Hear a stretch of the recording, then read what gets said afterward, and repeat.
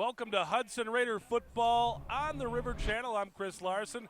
Tonight, as always, my partner Joel Eby, and we've got ourselves a good football game this evening. Two 4-0 teams in the Big Rivers. The Raiders come in with this one non-conference loss, so they come into tonight's game 5-1. The Superior Spartans 6-0. So really the premier game in the Big Rivers Conference tonight right here. Yep, both teams undefeated coming into tonight's contest. They've got three common opponents. They've each played both Eau Claire schools and River Falls. If you look at the head-to-head competition, Hudson's really outplayed Superior in those games. Hudson overall has scored more points than Superior. They've given up less points than Superior. Superior is really a one-trick pony. If you can stop their quarterback, Nick Mellum, you're going to have a good chance of winning this football game. Nick Mellum, the number one passing quarterback in the Big Rivers Conference, over 1,200 yards. He can throw it around, and this team has put up a lot of points this season. Yeah, in the conference, he's got almost 900 yards in his conference games. He's averaging about 219 yards per game. He's 10 TDs, but he has put it up for grabs 3 times. So let's see if the Hudson defense can take advantage of that. They got a ball hawk back there in Miles Lewis that hopefully can come up with a couple of turnovers. That Raider offense, no slouch themselves. They've been putting up a ton of points over the last few weeks, and their quarterback out there, Landry Otten's really been slinging it around this of late here in the last few games. Landry Otten in the last 2 games is 14 of 23 for 388 yards and 7 TDs. So this should be, literally looks like it could be quite a shootout here tonight. We might have some points going up on the board. A pretty exciting game with 2 of the best teams in the Big Rivers Conference playing tonight here in Hudson. Yeah, Hudson's offense has really got on track these last 2 games. Yes, it's again against both Eau Claire schools, but still, I think one of the key factors in Hudson's success has been the emergence of Braden Marvin as really a double threat. He's had 9 carries for 97 yards in the last 2 games. He had 2 TDs last week against Eau Claire Memorial, 1 rushing and 1 receiving. If you remember, that was the first touchdown, that 54-yard completion from Otten to start the scoring. It's been kind of a drizzly day here in Hudson. The field probably a little bit wet. We've got some wind blowing around here. Most of the wind is blowing across the field from our side over. Right now the wind has kind of died down, but it's been off and on here this evening as we get ready for the game. It's not raining right now, but it's kind of dark, overcast, kind of misty, gloomy type of evening here at Newton Field. Well, it looks like Hudson is going to kick off, so I don't know if Hudson won the toss. Usually they will defer when they win. Well, Hunter Fry will do the kicking tonight for the Raiders. Christian Bell injured a few weeks ago at Eau Claire North. And it sounds like he's recovering nicely, too. He's out of the hospital now. He got back home, so I think he's going to be on the mend. You may notice the number 12 out there in the field. That is Christian Bell's number, so. Hunter Fry set to kick off, and we're about to get underway. Superior fields the kick at the 11-yard line, and the Raiders take them down at around the 27-yard line. Looked like that was Koski in there on the tackle. Koski's really emerged as a stud linebacker for the Raiders this year. Ross Kennelly brought that up for Superior.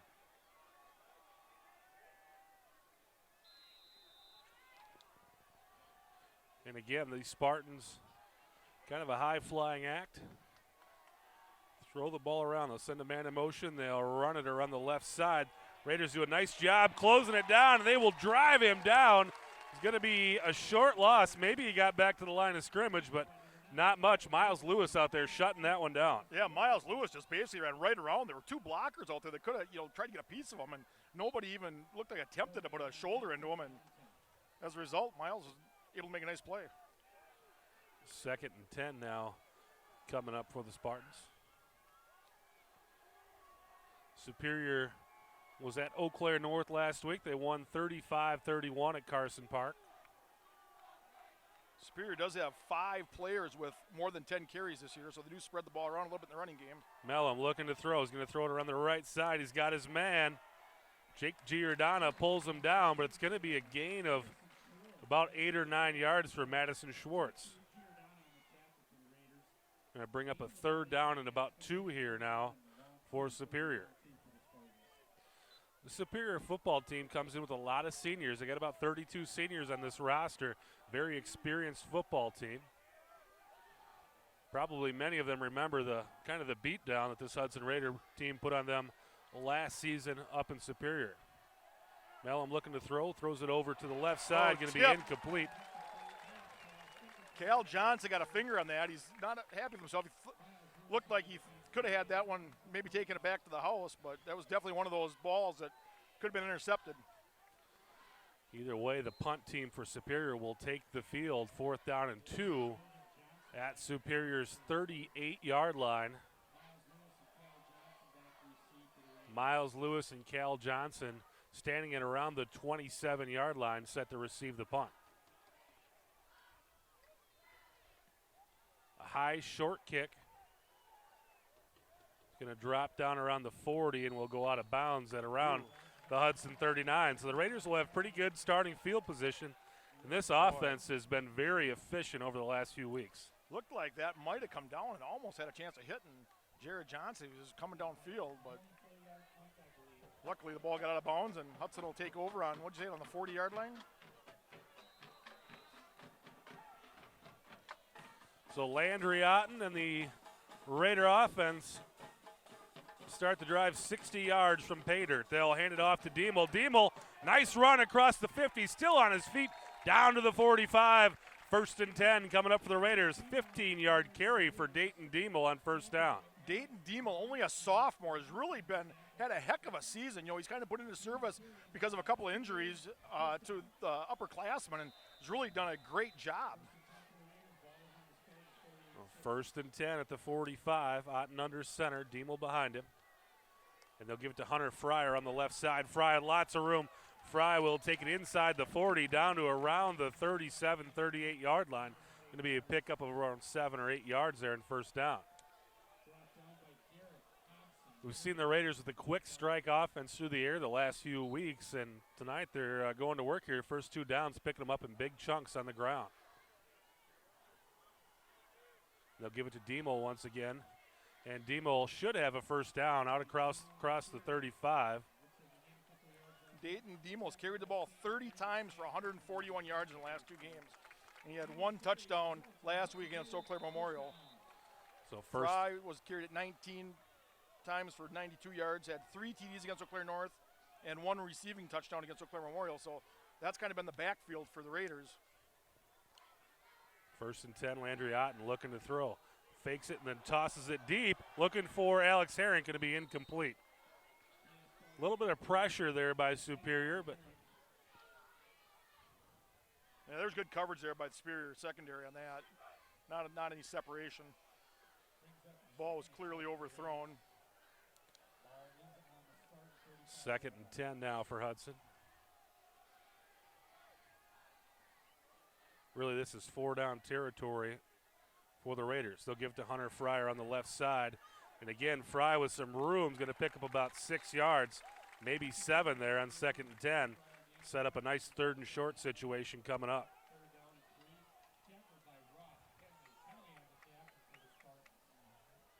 They'll give him 7. It's 3rd and 3. Matt Johnson checks in. Braden Marvin comes out of the game.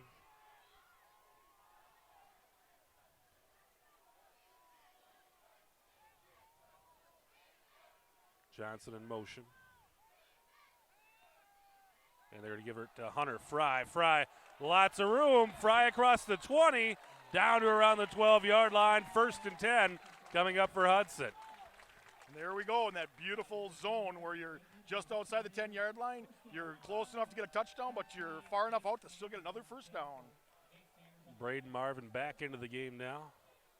Raiders set up in that formation. They like to run up the middle with that, and they basically took it around the edge, and Fry had some openings there. He typically knows what to do with it as well. Wouldn't be a surprise to see Marvin get the ball in a wide sweep to this side of the field on this play. They're going to give it to Diemel up the middle. Flag goes down. Yeah, that's probably going to push the Raiders back.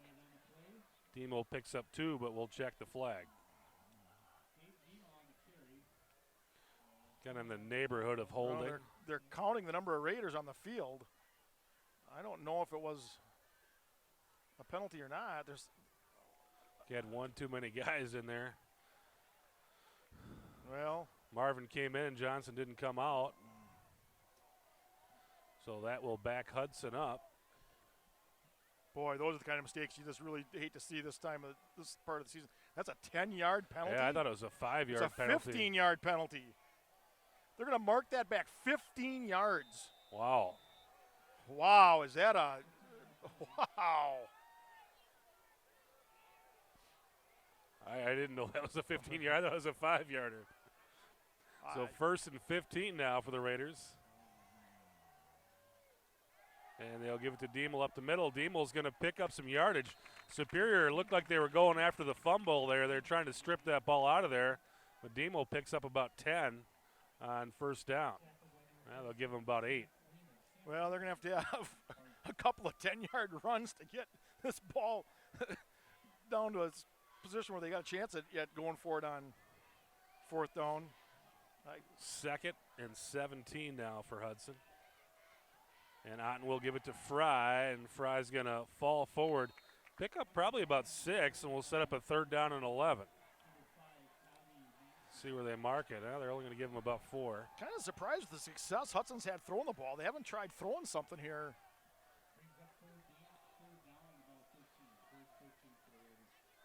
3rd and 13 now for Hudson. Otten set to pass. Otten throwing it out there for Herring. Herring's got it. Nice pickup. He's going to be a little short of the 1st down. And now the Raiders will have a decision to make. They're going to have about 4th and 5 coming up here. And I think that they got a bad spot there. He caught that ball about 2 yards farther down, and then he was pulled backwards. Looks like the Raiders are going to go for it on 4th down here. Bring in another receiver. Well, this may be a situation where they may try to call him, try to draw him off sides. Bryce Aaron, the receiver to the right. Giordana and Herring to the left. Otten in the shotgun. Otten looking to throw. Going to throw it into the end zone. Touchdown, Raiders. Alex Herring.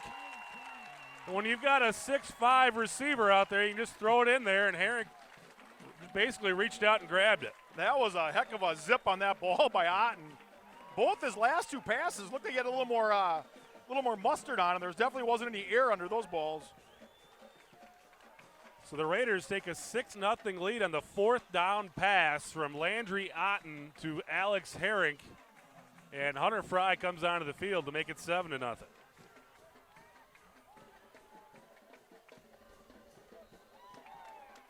And it is good.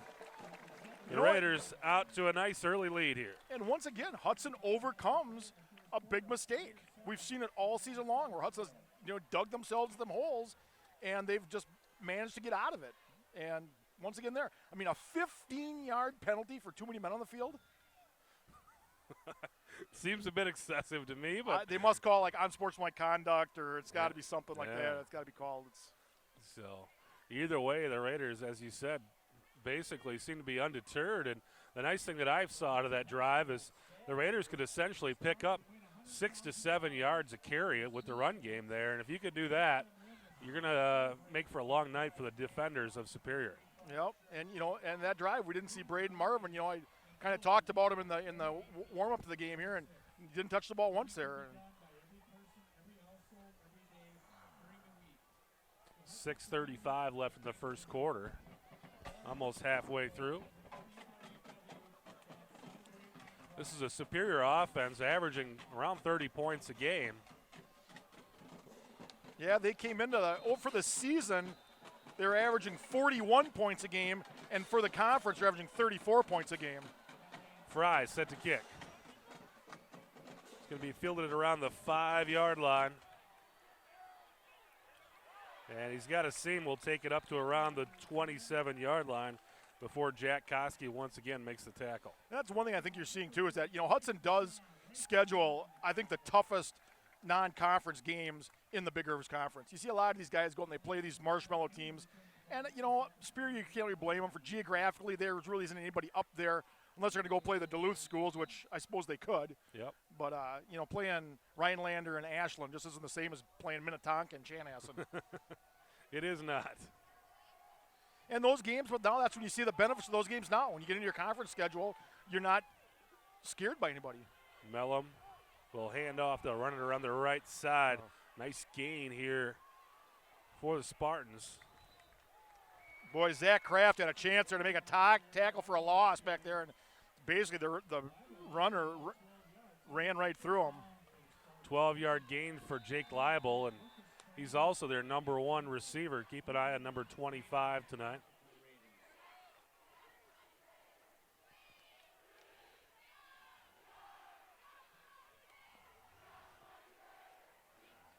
Spartans come out in 4 receiver look here.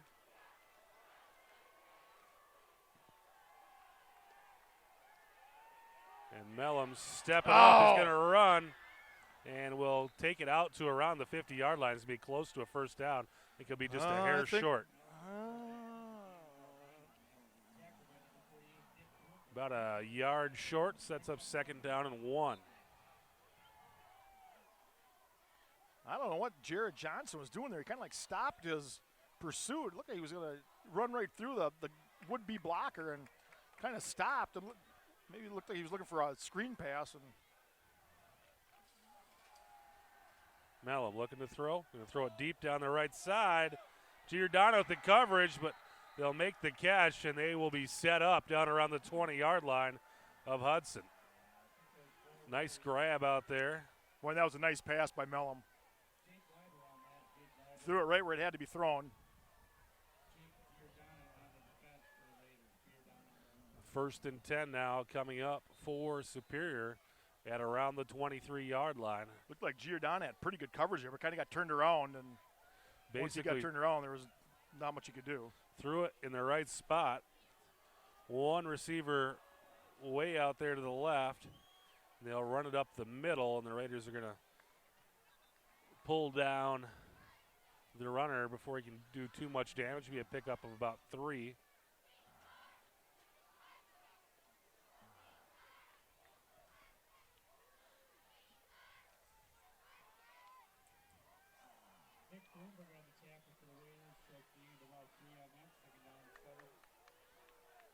Leibel this time will set up wide to the right. Mellum looking to throw. He's going to throw it over into the flats. Nice tackle immediately there by the Raider defense. Going to set up a 3rd down here for Superior. Tyler Anderson makes the grab for Superior. Jake Giordano pulls him down. 3rd and 5 now coming up for Superior. One thing the Raiders did the last couple weeks, they were able to get pressure on the opponent's quarterback, and we haven't seen them with any real pressure on Mellum yet. Mellum throws it out of there pretty quickly. He doesn't hold on to the football.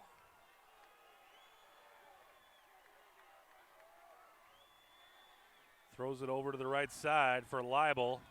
Raiders pull him down. It's going to be short of the 1st down marker, but this is probably 4-down territory for Superior. No, I don't know. They've got a number 12 they've had lined up in the backfield, and I don't see a number 12 on their roster at all.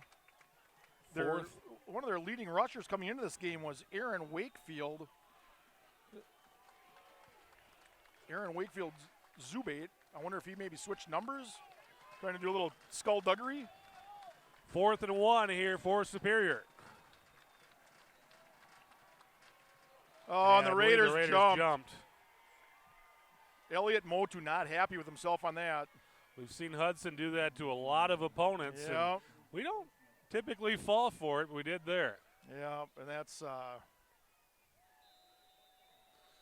so we hand Superior a cheap and easy 1st down there. It'll be 1st and goal now for the Spartans at around the 9-yard line after the encroachment penalty. Well, the Raider defense has shown the ability to stiffen up when the field gets short. Hopefully here they can do it once again. Mellum fakes the handoff, will roll to Pick his it right. off. He's in trouble. Oh! Nearly intercepted out there. Jake Giordano went for it, but ran out of inches. And 2nd goal coming up now for the Spartans. There was one of those situations where the Raiders finally got some pressure on them. Little naked bootleg to the right, and had a couple of blue shirts waiting for him when he turned around. It's like there's a Spartans kind of hobbling around, limping around a little bit, trying to walk it off. It's number 72, Sam Urban, 6'2", 280-pound junior, offensive lineman and defensive lineman. Set Obviously up over playing there. offense here. Lonnie Meinke's side. 2 receivers to each side of the line. They'll send a man in motion and they'll hand it off around the right side. And nothing doing. The Raider defense all over that one. Lonnie Meinke did a nice job of just flowing down the line of scrimmage and wrapping him up, and might have actually even lost a little bit there. So like 3rd and 10 now coming up for Superior, and we were watching their kicker before the game. He's got quite a leg, and if the Raiders are able to make a stop here, you may see the kicker come onto the field. Well, I would say this is definitely a passing situation. 3rd down and goal from the 10-yard line for Superior. 1 receiver wide to the right, 1 to the left. Send a man in motion. Mellum looking to throw. Throws it over to the left Picked side. off! Intercepted by Hudson. Oh, why did he run it out? Miles Oh! Lewis picks it off. All he had to do was fall down in the end zone. They would have had it out of the 20. I think we'll give him a break. He took 6 yeah, points off the board for Superior. Yeah, I mean, that's a great play, but I think it's one of the things, just emotions take over, and you just. And really, the way he came down, he was really close to the goal line. And that's one of those situations where maybe you're safe than sorry and pull it out of there. The Raiders will take over at their own 3-yard line. Well, you're not going to see too many longer drives than this for the Raiders, or potential longer drives. Otten under center. They'll give it to Diemel. Diemel's going to fall forward, get about 3 or 4 yards there, get a little room for the offense to work.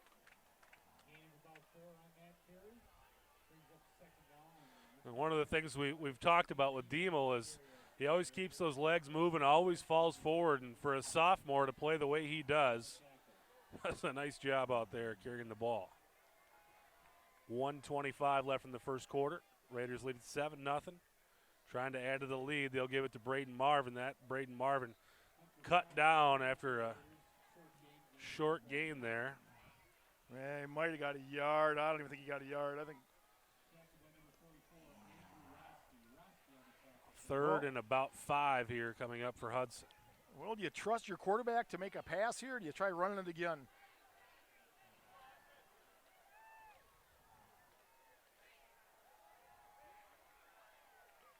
Looks like they're going to pass. Otten around to the right side, incomplete. And the Raider punt team will be on the field, and I don't think we've seen them for a couple games now. Oh, he just overthrew Braden Marvin. There's good coverage. Looks like Otten's really trying to put a lot more zip on the ball this game than he has in the past. Seems like in the past he would have maybe put a little bit more air into that ball and let Braden run underneath it.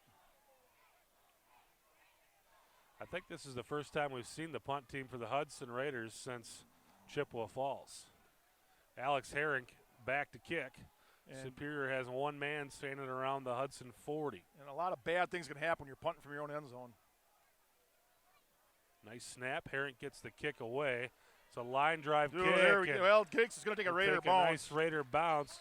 Steps out of bounds at around the 48-yard line. It wasn't real pretty, but it was fairly effective. Yeah, hey. You don't see a lot of 52-yard punts in high school football.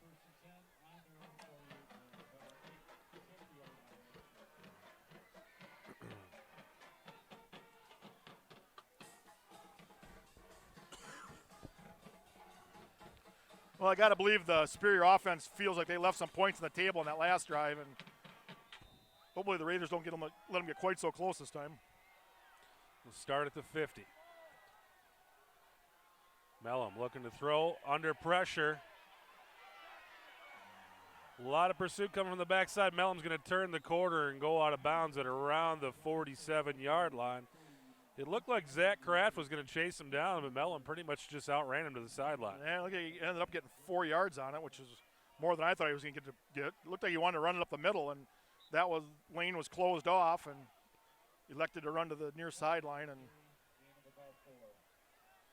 2nd and 6 now coming up for Superior.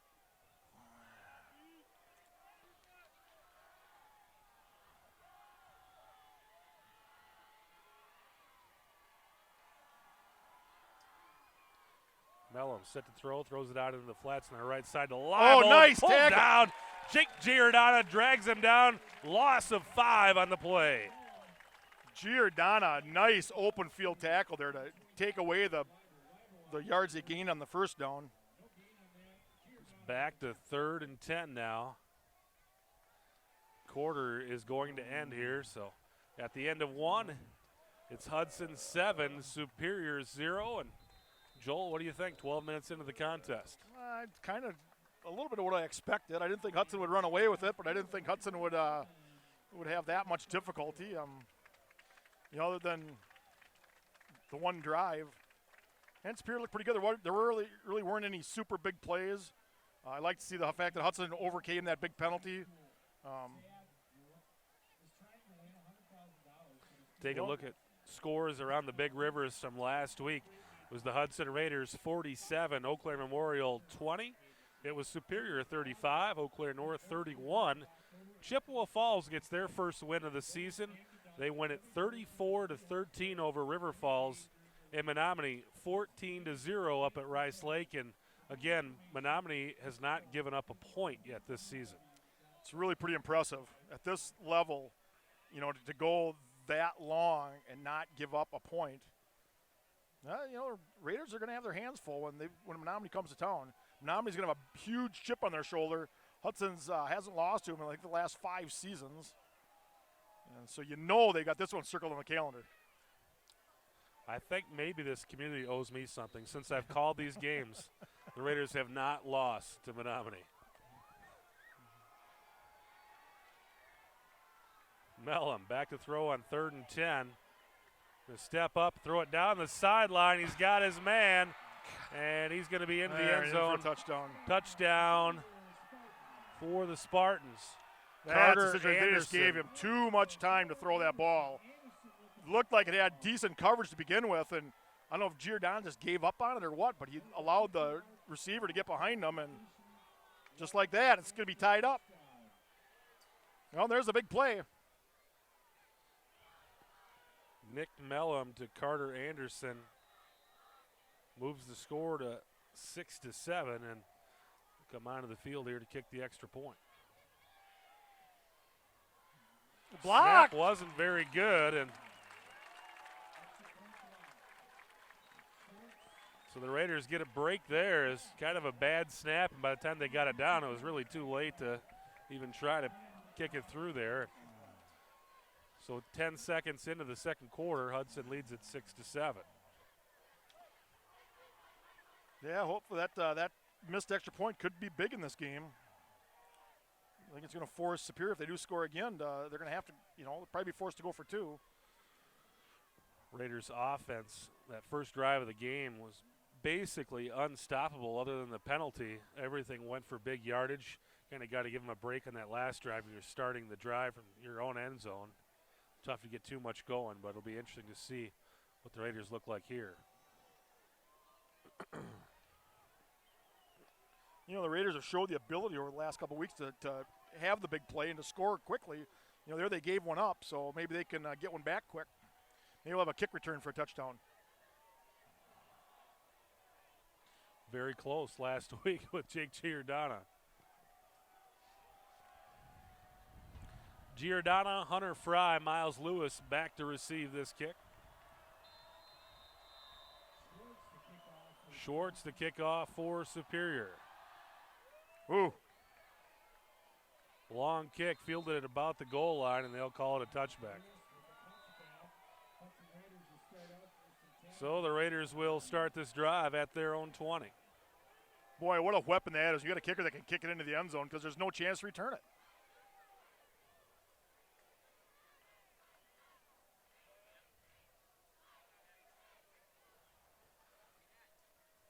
Landry Otten brings the offense back onto the field.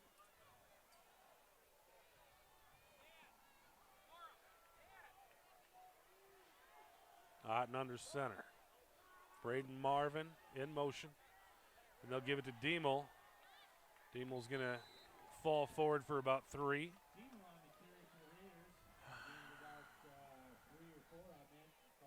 Sets up 2nd down and 7 for Hudson.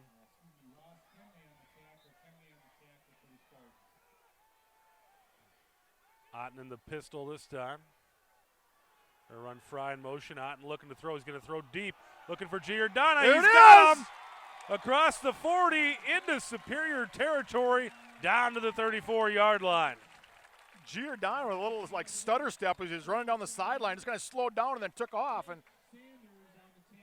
got into a zone where the safety couldn't get over fast enough, and he'd already run past the corner, and Otten threw it right where it had to be. So 1st and 10 now for Hudson, down to the Superior 37-yard line. Marvin in motion.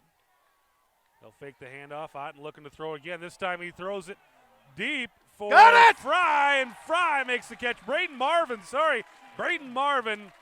pulls the ball in, and the Raiders set up with a 1st and goal just like that.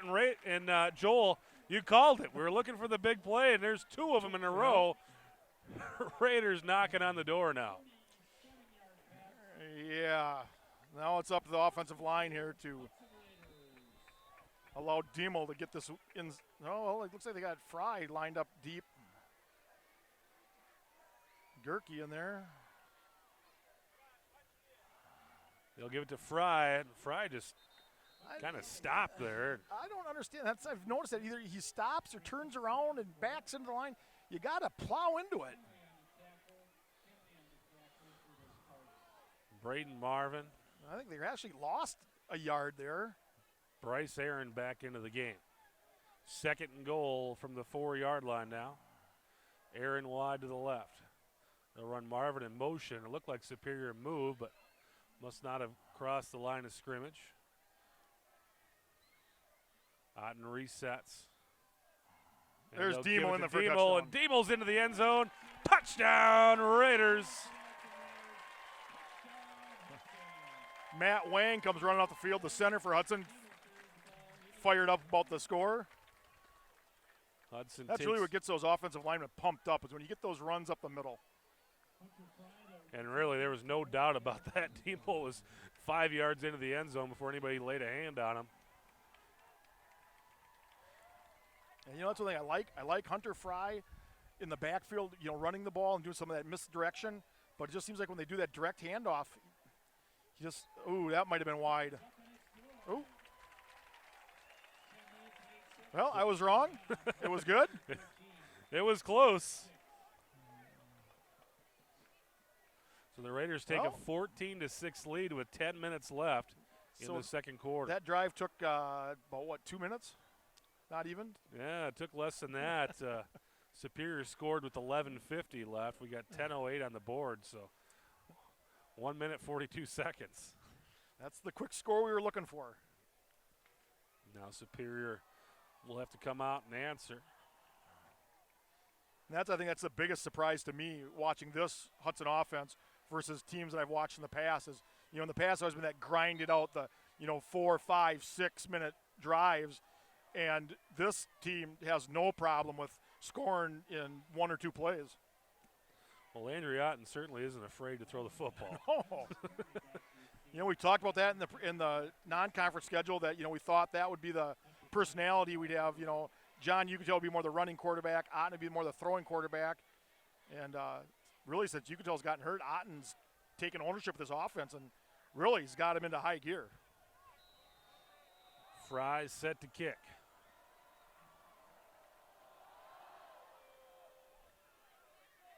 To be fielded around the 14-yard line. Raider coverage does a nice job of putting a stop to it. Leibel's going to be pulled down at around the 26, 27-yard line. Ross Wusterbarth pulled him down. And now the Raider defense will have a full field behind them here.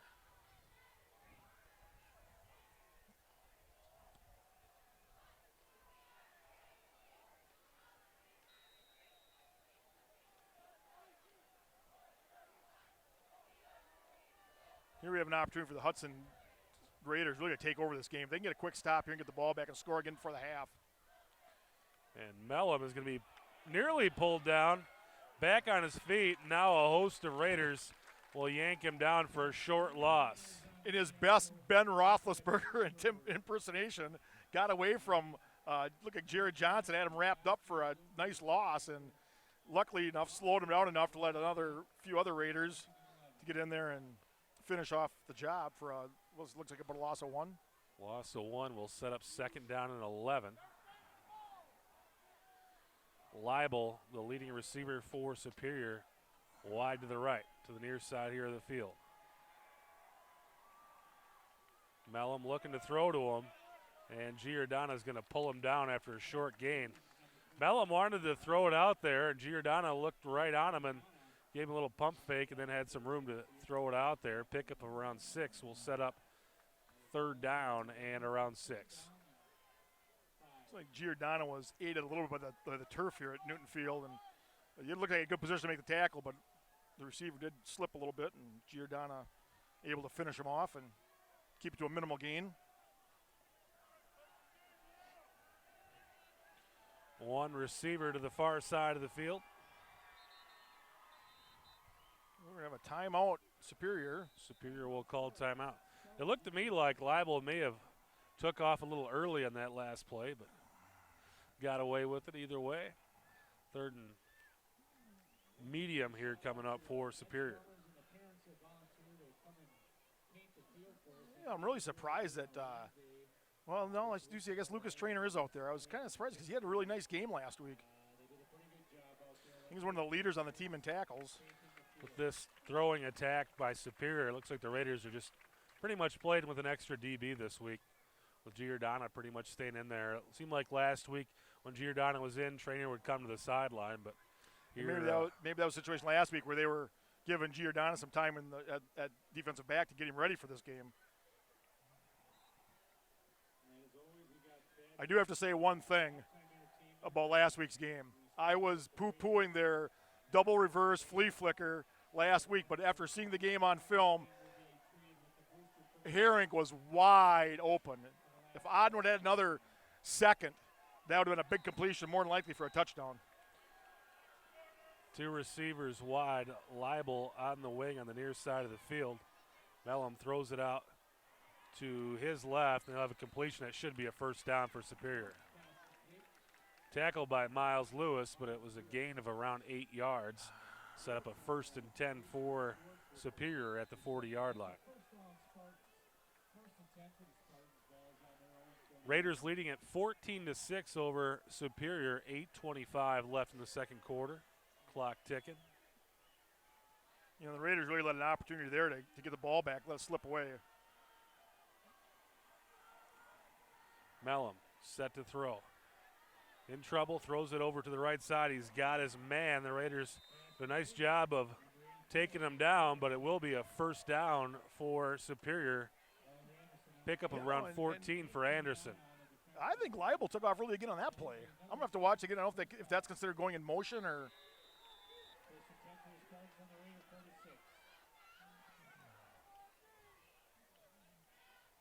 First and 10 now on the Hudson side of the field. Leibel the wing to the near side, two receivers to the far side of the field.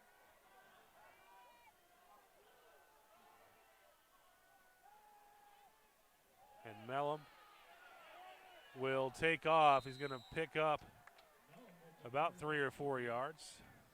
See where they mark it. Now they'll give him about 3. Zach Kraft on the tackle for Hudson. 2nd and 7 coming up. Mellum kind of gave up kind of early on that. It looked like, you know, he looked downfield, didn't see anybody, and took off right away. Where on that big touchdown pass, he actually hung in there a little longer and gave his receivers a chance to run free. And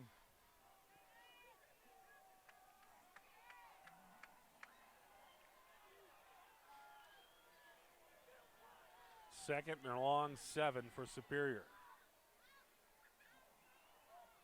Run Leibel in motion. Mellum back to throw. Mellum across the left side, nearly picked off. Cal Johnson over there, along with Miles Lewis. Mellum definitely not on the same page as the receiver with that throw. So 3rd and 7 coming up here. Depending on what they do here, they may go for it on 4th down if they can get close, I would think.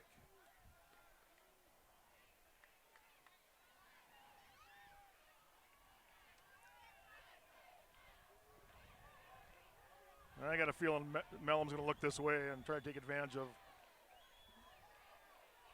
Oh, it goes the other way. Rolls out. Mellum in trouble, and he's going to go down. Loss of about a yard, and the Superior punt team will come onto the field. I think Lonnie Meinke did a nice job on that, holding his ground.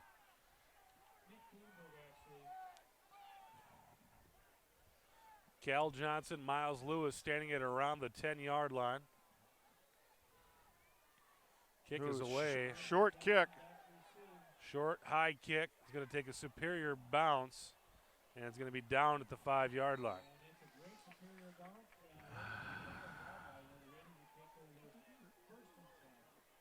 And that was to have seen one of those Miles Lewis or one of these guys come and make a fair catch on that. But nice to save yourself the 5 yards. That thing, 7 yards, that thing bounced. Well, let's see another couple big plays here. Raiders will start deep in their own territory once again. 2 drives tonight have gone for touchdowns. One was a 3-and-out, and that 3-and-out was, again, about the same field position we got here. You're going to run it up the middle with Gerke. And Gerke's going to get about 2 or 3 on first down. They'll give him 3. Raiders will make some substitutions. It's like Matt Wang's coming out of the game. Alden White goes in at center. I don't know if we've got an equipment issue. It looks like Matt Wang's over trying to get some attention from the trainer, or the equipment manager, trying to get his helmet fixed. Otten under center. Oh, and Hudson moved. Offensive line jumped on the right side. That's not what you want to do. There was a lot of guys moving on that one. Well, maybe they'll give him a chance to get Wang back in there. Wang looks like he's ready to go. He's strapped up over here. So they'll go half the distance to the goal line. Well, so that basically sets the Raiders up 2nd and 10.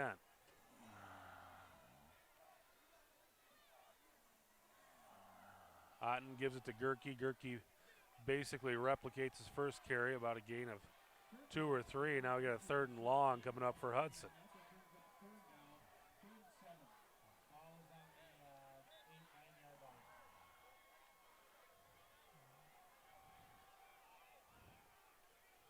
Looks like Hudson, looks like Bryce Aaron comes in a wide receiver. You haven't called that number a lot, number 18.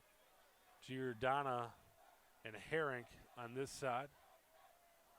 Otten looking to throw. Otten's going to throw it deep, looking for Herink, and I think it was intercepted.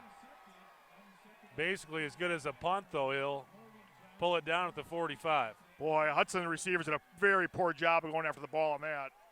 That was a situation where you need to turn into a defensive back. I mean, I guess it's as good as a punt. But I don't know, man. That was –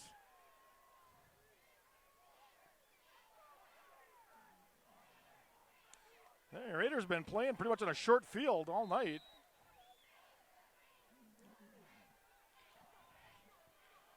Nick Mellum and company back out of the field. They'll go 4 wides here. 1st and 10 at the Raider 45-yard line. Mellum stepping up. Mellum under pressure is going to run it, and he'll go down at around the 40-yard line.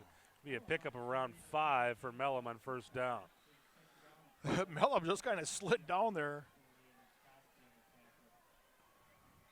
Like he saw Dalton Mursky coming at him and just kind of went down.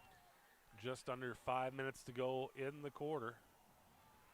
Raiders lead at 14-6 over Superior, but the Spartans in Raider territory. They'll run a man in motion. Oh, Mellum's come on! That's a hold!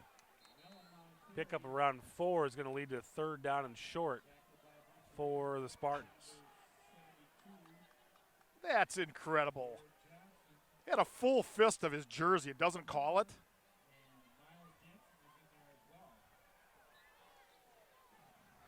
Third and 1 now. Coming up for Superior. You know me, I don't often find myself criticizing the officiating too much, but when the offensive player has a full fist of the defensive player's jersey, that's a hold. Mellum's going to fake the handoff. He'll have the first down. Pulled down at around the 38-yard line, or 33-yard line, sorry. First and 10 coming up for Superior. That's Jack Koski making another big tackle. That's a name you're going to hear a lot next year as well, I assume. Certainly rattled the cage of Mellum on that. He hit him pretty good.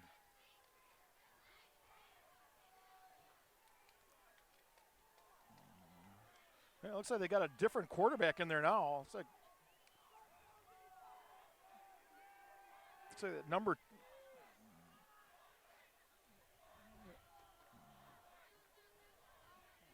Mellum Oh, those. kicks it out to the back. It's going to be a gain of around 2. No, I guess that is still Mellon back there. I don't know who this number 12 guy is back there. No, they don't have him on the roster. That's got to be that Wakefield. Yeah, sometimes it's hard to tell if it's Mellum because he's got that big stripe of dirt on his jersey. It looks like he's got a different number. But I've been kind of trying to look at the other sideline to see if I see a number 20, lined over because Wakefield was listed as on the program. Mellum looking to throw. He's going to throw it down the left side. Touchdown. Oh, no. And He went out on the they're 1 gonna yard mark him line. out the 1 yard line. And That was a great pass. Carter Anderson with a nice grab. And You know, Hudson defense has got to shore up the secondary. I mean, I don't know why Superior would even have any pretense of running the ball. They can throw it like that. Well, it looks like they're going to go for 2. well, they haven't scored a touchdown yet. First and goal. Oh, excuse me. Getting ahead of myself here. Mellum in the shotgun. They run a man in motion. Mellum's going to try to take it himself, but loss of 4. Sure. Lonnie Meinke. Lonnie Meinke, man.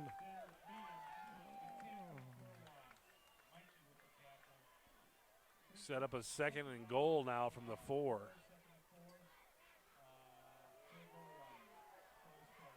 Couple more plays like that. Well, I think that pretty much takes the run out of the equation here for Superior now, unless it's Mellum on his own. Receiver wide to the left side over here. Mellum looking to throw. He's going to take it around the other side. Now he's going to try to run it in. He's going to be I don't think he got just in. a hair short. We'll set up a 3rd and goal from the 1. Boy, just outside the goal line. So much for taking the run out of the equation.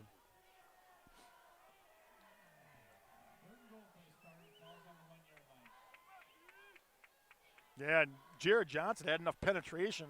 They had kind of switched ends, and he had enough penetration, or maybe that was Meinke on that side. The defensive end on that side had penetrated enough, forced Mellum to run that back inside, and unfortunately was able to get 3-4 yards.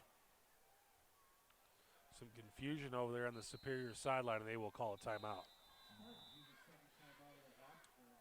A big play coming up here, 3rd and goal from the 1 yard line. You have to think that if Superior doesn't get in, they're probably going to go for it. I got to believe this is 4-down territory. When you're down by 8 points. Superior offense has certainly tested the Raider defense tonight. They are a pretty interesting offense. Well, Mellum's thrown the ball where it's had to be thrown. You know, he's done some things, and the receivers have gotten some of the defensive backs turned around and, you know, thrown the ball where it had to be, where only his guy was going to get it. I really don't know how this offense only scored 35 on North last week, to be honest with you. Yeah, I understand that game. That game was really close. It was only a 4-point game, and I don't know. You know, without watching, you don't know what happened. I mean, there's some, you know, defensive, some turnovers. It was pretty windy last week. Maybe that was affecting the passing game. 3rd down and goal from the 1. Superior with 1 receiver wide to the right. Mellum under center. Mellum's going to take it himself, and I think he's in there. He is. Touchdown, Superior.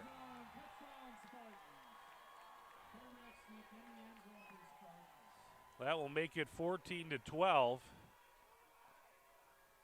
And now let's see what Coach Bob DeMars does. Wes Corum kind of took off like he was going to go in there, and now they call him back out. Wes Corum hasn't been playing much tonight, which I don't understand. It must have to do with that scheme they're trying to do with bringing in more defensive backs, but pulling out a linebacker. Superior is going to call another timeout to discuss whether or not they're going to go for two. And well, with a minute 14, I mean, you're down by 2 points. One doesn't do you a whole lot of good. Some teams choose to wait, but you would think you would make that decision, before that last time out. If we're going to score, this is what we're going to do. But I just don't think there's any decision to make. You go for it.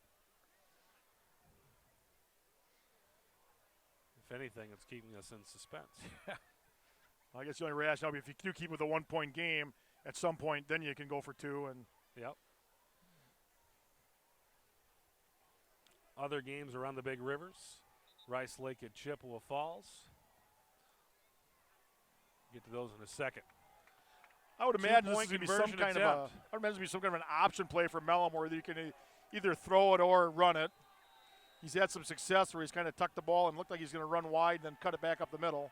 Receivers to the left and the right. Mellum's going to take it around the right side, Well, kicks it got it. out, and he's going to have the 2-point conversion. No! He says he didn't get it. Stepped out of bounds.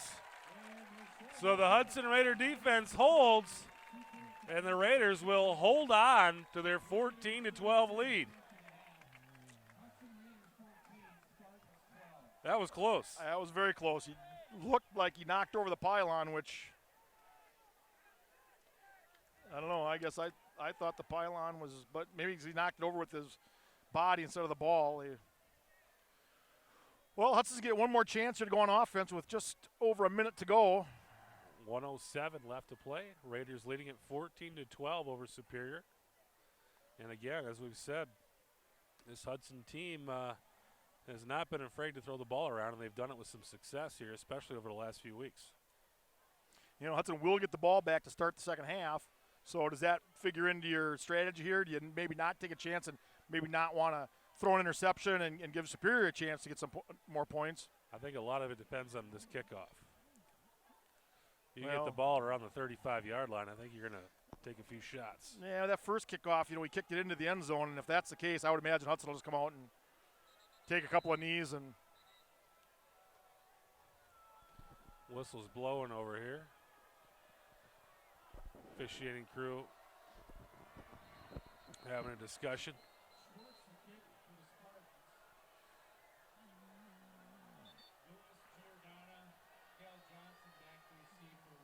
I don't know what the discussion was. He came over and talked to Coach Cowles, and Now they're talking to Coach Bob DeMars of Superior.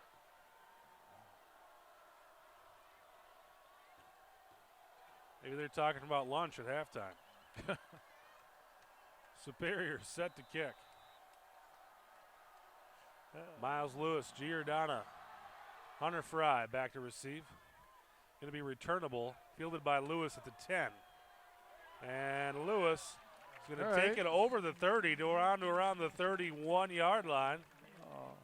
oh, I think they reset the clock because it was at 107 when they had that started. Now it's at 108, so they must have put some time back on the clock. They must have started it for that 2-point conversion.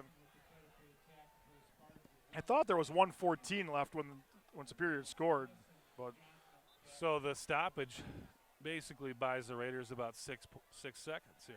So 1:08 now for Hudson at the 31-yard line. it's like Matt Wang back in there at center, got his helmet situation squared away.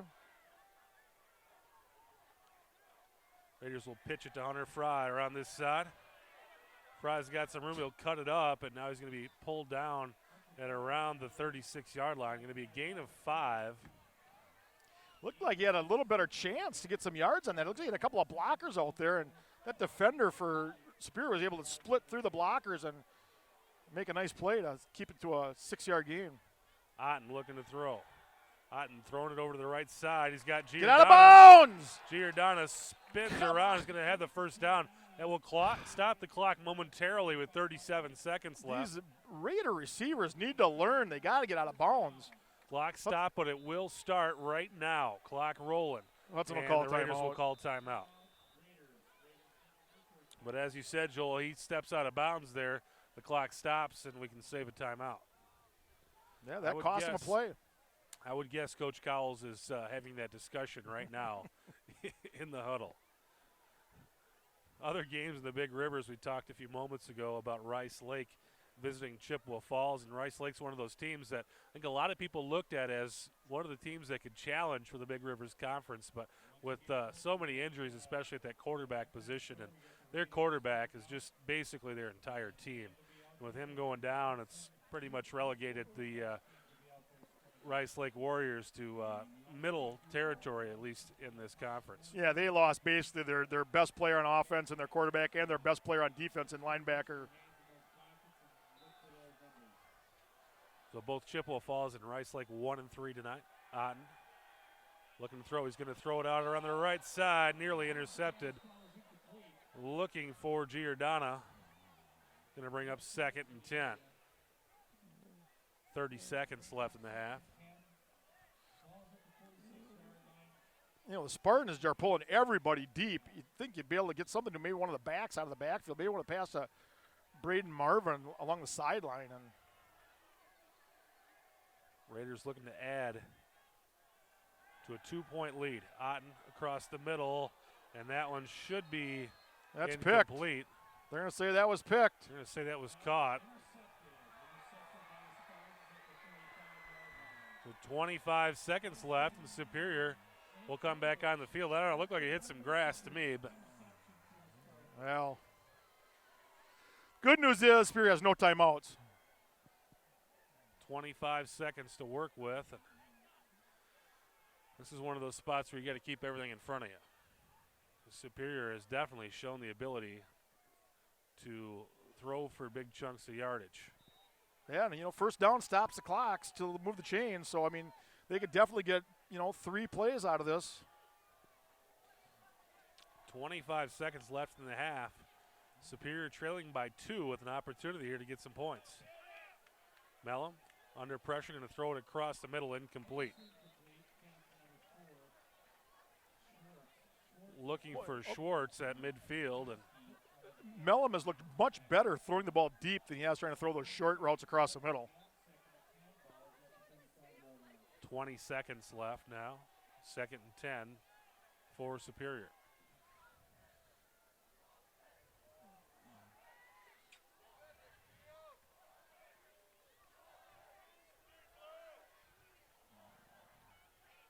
Mellum to his left. Going to throw it out there. He's going to have his man. He'll be caught for a first down. Koski with the coverage. Schwartz makes the catch there. Gain of around 12. Clock stopped momentarily, but we'll start in just a moment. 14 seconds left. Clock rolling. Mellum spikes it. And he will stop the clock with 12 seconds left. It'll be 2nd and 10 at the 47. Look at a flag.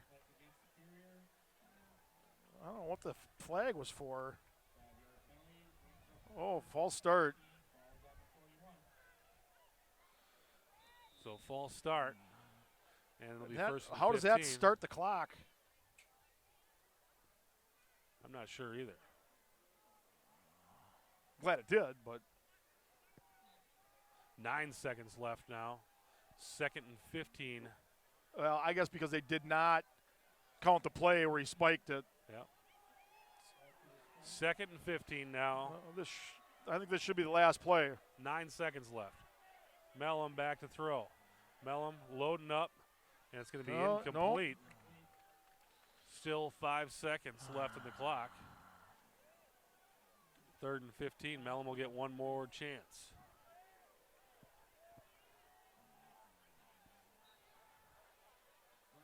Now, Mellum can get some time here. I wouldn't even worry about throwing it across the middle here. I'd be gunning for the fences. Throw it deep. 5 seconds left in the half. And it looks like perhaps they're going to take a knee here. And they will. And that should do it for the half.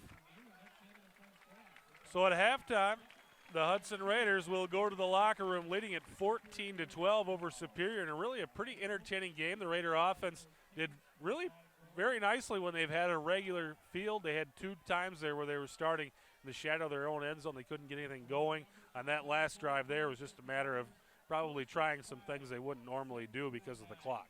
Yeah, I think, the Raiders are definitely, they're playing the game I thought they'd play. It's just been a matter of field position, I think, has really kept them from, being a little bit more ahead in this game than they are. But, well, we'll get the ball in the second half, and we'll see what happens.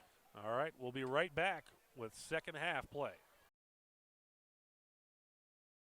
Second half action about to get underway here at Newton Field, and there's been a real change in weather here. The wind has picked up, and as you can see, it's raining pretty well out there. Is not necessarily a downpour, but a very steady rain out there as third quarter action about to get started. Yeah, that wind is blowing right now. It's blowing right directly out of the east, so it's definitely going to be helping the Raiders in the first early going of this second half. Hopefully the rain will slack off and it won't affect the. Well, now the Raiders are going to switch in, so it's going to. So it looks like the Raiders are going to be going into the wind to start the. Raiders switch side. They will be working into the wind. And one thing I can say about the Raiders, though, is they have run the ball pretty effectively when they've had decent field position. And Superior really has shown no ability to really run other than a few decent runs by Nick Mellum.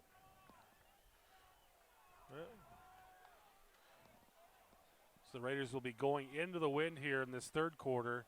And hopefully the wind stays stiff in the fourth quarter when Superior will be moving the same way.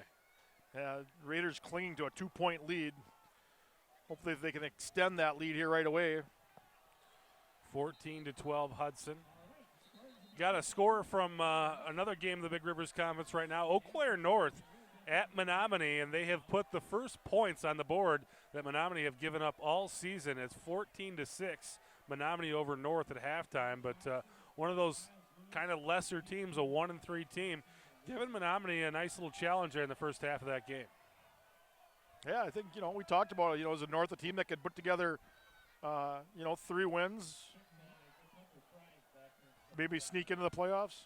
Obviously, they're going to have a tough time tonight, but. Hunter Fry, Jake Giordana, Miles Lewis back to receive for the Raiders.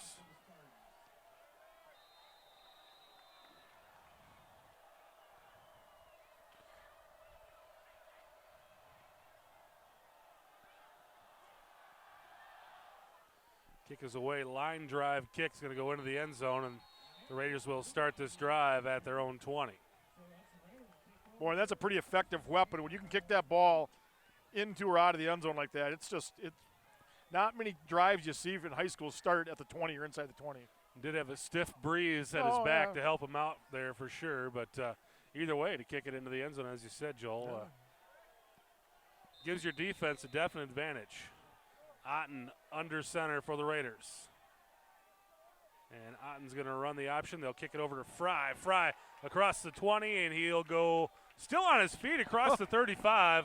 Gain of 15. It'll be a 1st and 10 for the Raiders at the 35 after a nice run by Hunter Fry. Fry did a nice job of keeping his feet moving and actually fell forward and gained a couple more yards on the tackle.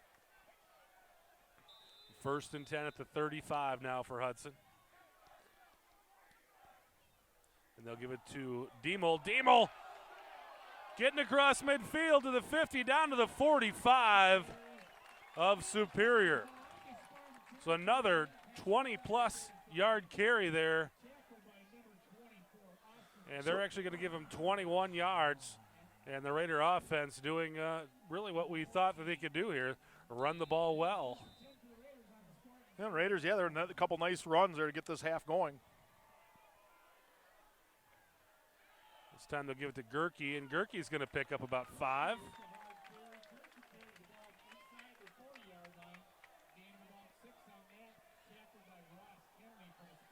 So gain of 5 will set up 2nd and 5 now for the Hudson offense.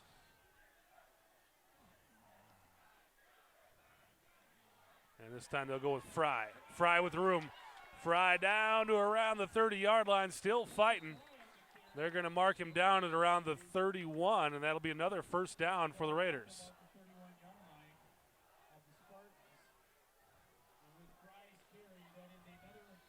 The nice thing about this, too, is it keeps this clock running. If we can keep this clock running during this third quarter, when Hudson is working into the win, that'll bode well for the Raiders' chances to win this game. Otten to Gerke. Gerke going to pick up another nice gain, 4 or 5 yards there. They'll give him 5 down to the 26. Kind of a pattern here with the Raiders. You know, their first down runs have been up the middle, and they've managed to gain, 5-6 yards on first down and then go to the outside. Oh, we got an official's timeout for the chain gangs. Had a little issue with the chains on the far side of the field.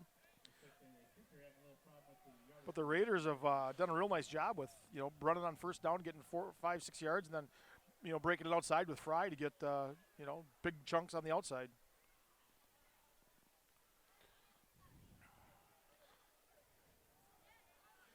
Steady rain continues to fall here at Newton Field.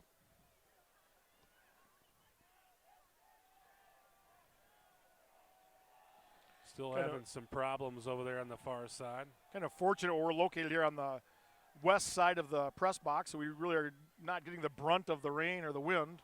The wind's kind of blowing most of the rain over the top of us here.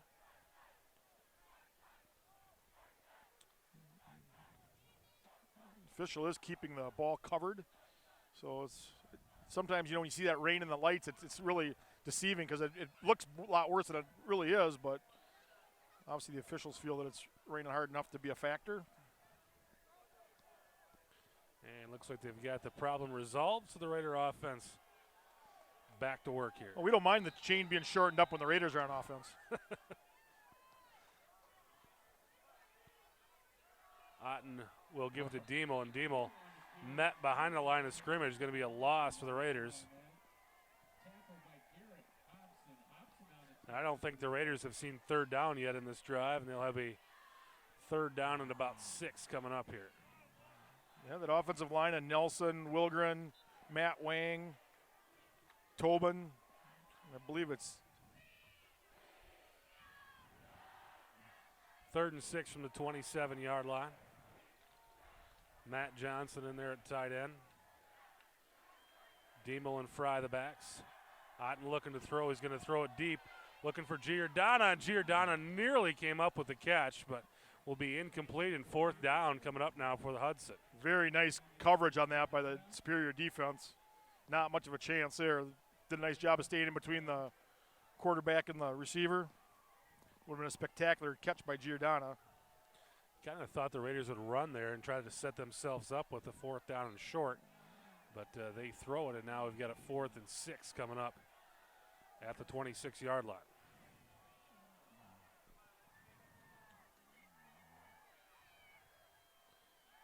Otten. Oh, Otten ball, lost the handle on the ball. and that will be it. Raiders will turn the ball over on downs, and Superior comes onto the field with an opportunity here to take the lead, trailing by just 2 points. And that may be the first situation where we see the weather be a factor in this game. Yeah. Clearly, Otten was looking to throw the ball, and it looked like it just slipped out of his hand and fell to the ground. And either way, it was going to be Superior's ball. So Superior will take over on downs at the 26-yard line.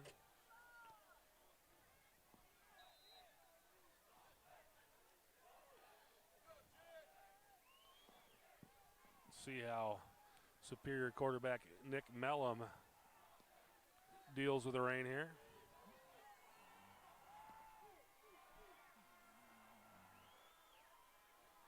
And they'll run the option around the left side. Well defended by the Hudson Raiders. Cal Johnson with a nice tackle out there, stopping Leibel after a gain of about 1.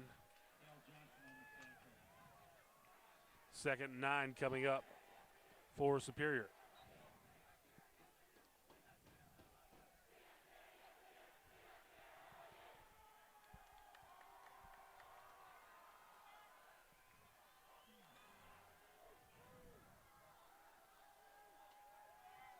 Mellum throws it out to the near side, tackled by a host of Raiders, but Will be a gain of around 5 and set up a 3rd down and about 5, tackled by Bryce Ducharme and Lucas Trainer. 3rd and 5 now coming up for Superior. And I don't think this is anywhere in the field where the Superior can afford to go for it on 4th down, so the Raiders really need to come up with a stop here. You know, Superior's shown an ability to get, these 3rd and longs. They've been able to get, just what they need or a little more. And Giordana playing safety now. they're not going to be able to play that, off coverage. Mellum looking to throw. Mellum under pressure.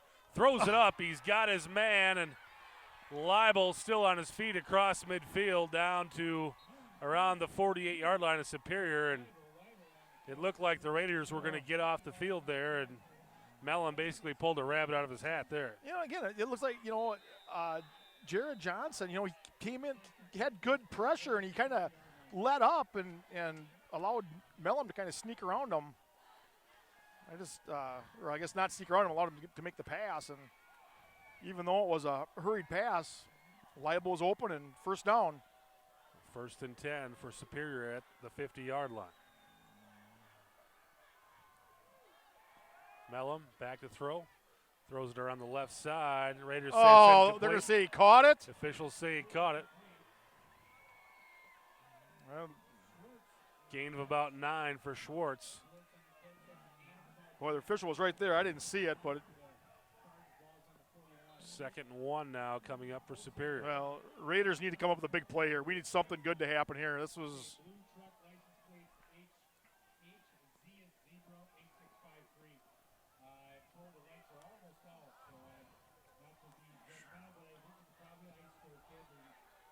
Looks like they're lined up off sides here. So Mellum will get the 1st down. Gain of around 4. Boy, I don't know. It sure looked like the wide receiver on this side was lined up over the line of scrimmage. Line judge didn't see it that way, so. Haven't had really a lot of penalties in this game. No, they haven't. Other than the 15-yard penalty against the Raiders for too many men on the field. Not a lot of judgment in that one, though. Either there is or there isn't. Well, and so it's another 1st down for the Superior. Raider defense really got to buck up here. 1st and 10. Mellum throwing it over to the right side. He's got his man. Oh, now we're going to have a flag. May have a hold against Superior. Schwartz makes the catch, but it will be holding against Superior. And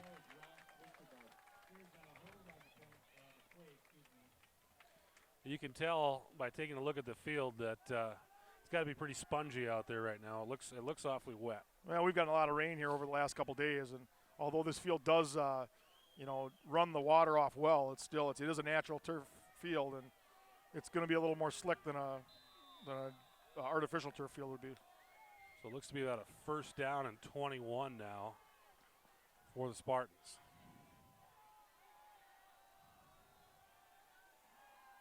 Mellum standing at his own 49. Back to pass. And to throw it deep down the right side. Miles nice Lewis job. Got a hand on it. It looked like they might have an opportunity for another big play there to Leibel, and Miles Lewis getting a hand on the ball and knocking it away. Talked about Rice Lake at Chippewa Falls, North at Menominee, the other game tonight in the conference. River Falls at Eau Claire Memorial, and the Raiders will take on the Wildcats next week, the game for the Little Brown Jug.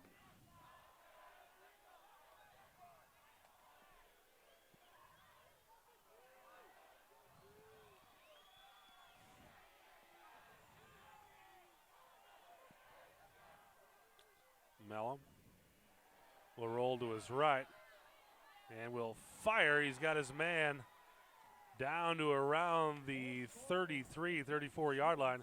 Going to be gain of around 13 for Schwartz, and we'll set up a 3rd down and around 8 for Superior. And now you're into this position on the field where you're in 4-down territory. Give him an extra yard, 3rd and I saw him kicking some practice field goals right before the start of the second half. They were kicking from the 30. So they need to get about, they need to get I think they need to get a first down before they could even think about kicking a field goal. And they have the first down. Boy, they got to get some pressure on him. They got to do something. Those passes are just making it look way too easy. Tyler Anderson will pull it down, and the Spartans turn to 1st and 21, able to come back from it and get a fresh set of downs here with 5:38 left in the third quarter. I just don't think the Raiders have corners that can play one-to-one, one-on-one with these wide receivers.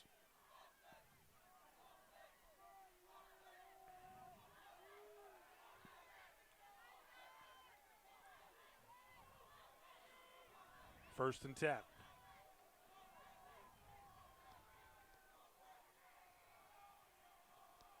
Schwartz set up to the right side of the line.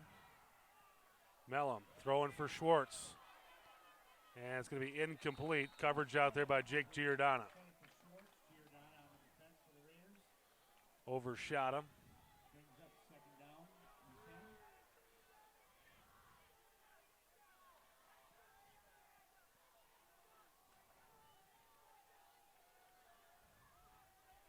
Raiders have moved Descharm now over to the right side of the field. Giordano, the corner to the near side. Cal Johnson, Miles Lewis playing safety. Where's Wes Corum? How come he's not out there playing? Mellum under pressure, throws it to the right side, makes the catch, and that should be a first down for Superior. Sets up 1st and goal for the Spartans. And they're just making this look way too easy. You get this passing game against this Raider defense. Raiders lead it 14-12, but Superior making their way down the field here, and now they've got themselves a 1st and goal. Mellum's done a great job of throwing the ball on the run because he's not sitting back in the pocket and giving that Raider pressure a chance to get to him. He's rolling out.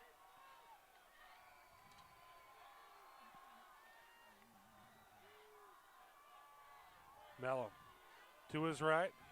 Mellum going to be pulled down.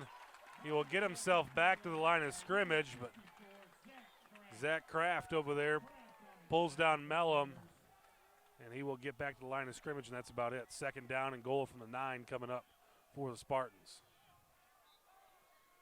Bryce Descharm comes off the field now. Miles Lewis with the coverage on the far side. Giordano on the near side here on Schwartz.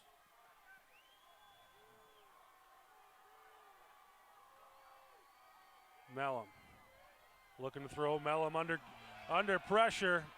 Lonnie Meinke coming after. There you go. Wes Corum takes him down. Excuse me, Ross Westerberth.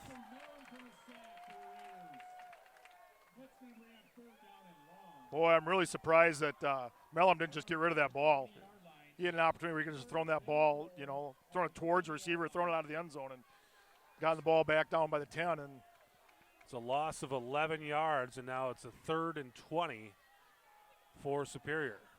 And really, Superior has done better with some more room here. When they've been close to the goal line, they've struggled a little bit. 3rd and 20. And Mellum in trouble once again. There we he go. will go down. Host of Raiders there. There we go. Jared Johnson. They take him down. 4th down and goal from the 30-yard line coming up for Superior. So one more play you're going to have to defend here. And this is 4th and goal. Yep. They can't get a first down, so they've got to get it into the end zone. 4th and goal from the 31-yard line. Really here, an incomplete pass is be perfect.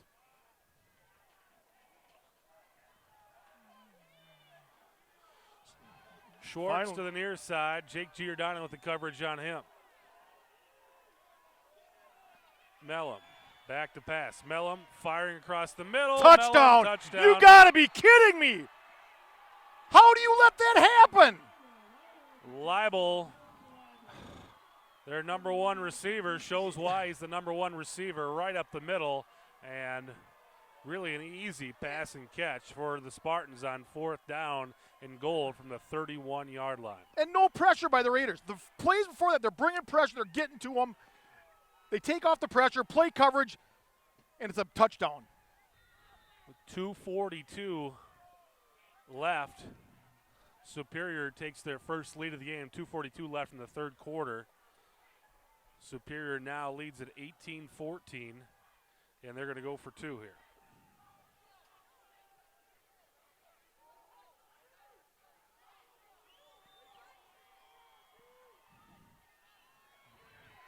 And they will run the football. They're not going to get it.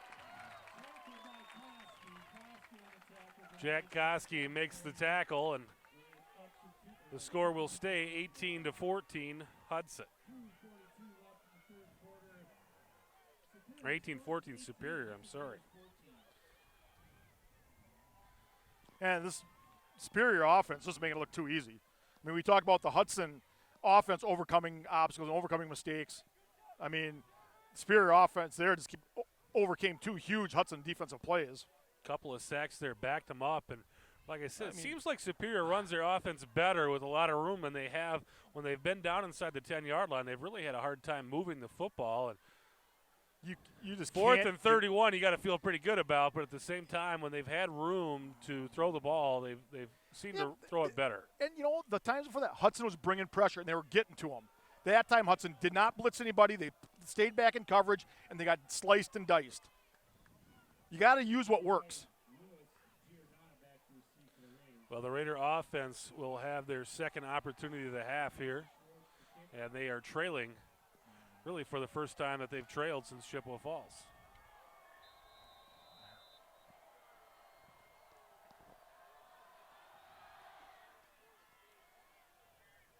Kick fielded around the 7-yard line by Miles Lewis. Lewis Go! his feet. Lewis gets a block. Lewis out to the 40-yard line. Nice field position here for the Raiders. Oh, we've got a injured Superior player out there, and he appears to be in a little bit of pain. He's grabbing his right knee.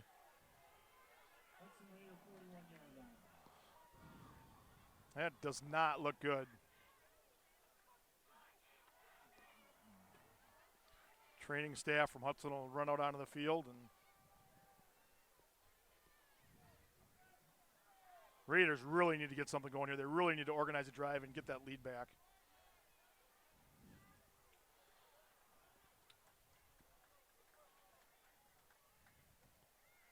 Another game in conference tonight, River Falls at Eau Claire Memorial. We'll travel down to River Falls next week, and the Wildcats really struggling this season. They opened their season with a win against New Richmond, and basically since then they've pretty much had the doors blown off of them in every game since then. But you know, that's always a tough game for us. It's I would say going back decades, that's the big game for River Falls and Hudson. It's the Little Brown Jug game. I mean, I would say at this point it probably means more to River Falls than it does to Hudson. But still, if they're going to get up for a game, that's going to be it. It's at their home field. Hudson can't afford to have a letdown. Especially the way tonight is going. We don't know what the outcome of this football game is going to be. I think we're going to be down to the end here. This is going to be a nail biter the way it looks, because Superior has moved the ball very well against the Raider defense. And if the Raiders can't come up with a win tonight, they really they have to win next week. There's no way around it. Oh yeah, they've got if they don't pull this out, they're going to need to win their last 2 games to get a home playoff game. And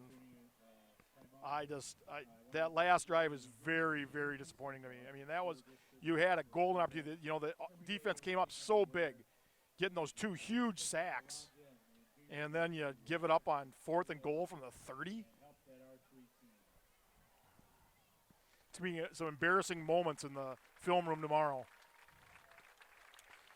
The Superior player able to get off the field really under his own power now. Kind of helped him get up, but he's walking with no help right now, so looks like he should be able to go, if not tonight, probably next week. So the Raider offense back onto the field here. They moved the ball well before their drive sputtered it around their own the 30-yard line of Superior last time. And Otten's going to keep it, and Otten's going to push it out and around to the midfield stripe. Going to be a gain of around 8 for Landry Otten. Rare run by Landry Otten, rare keep, but you got to do that once in a while to keep him on, keep him honest. And that was probably because they know he's not the most fleet of foot.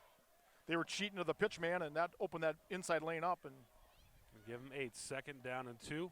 They'll run it with Fry around the right side. Fry will have the first down, gain of about 4. That will move the chains for the Raiders. I got to believe the coaches talked to Fry about the way he always turns his back into the tackle like that. One thing we haven't seen is a Braden Marvin run here tonight. Yeah, had a nice catch, but have not seen him run the ball tonight. I bragged him up. They'll give it to Diemel. Diemel will fall ahead. Nice gain, 4 or 5 yards there.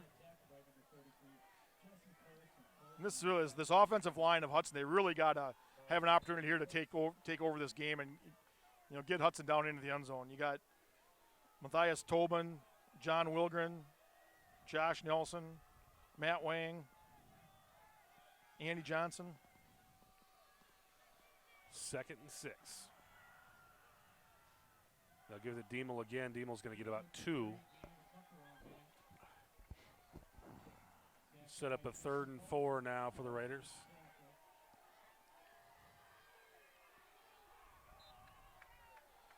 Call it a 3rd and short 5.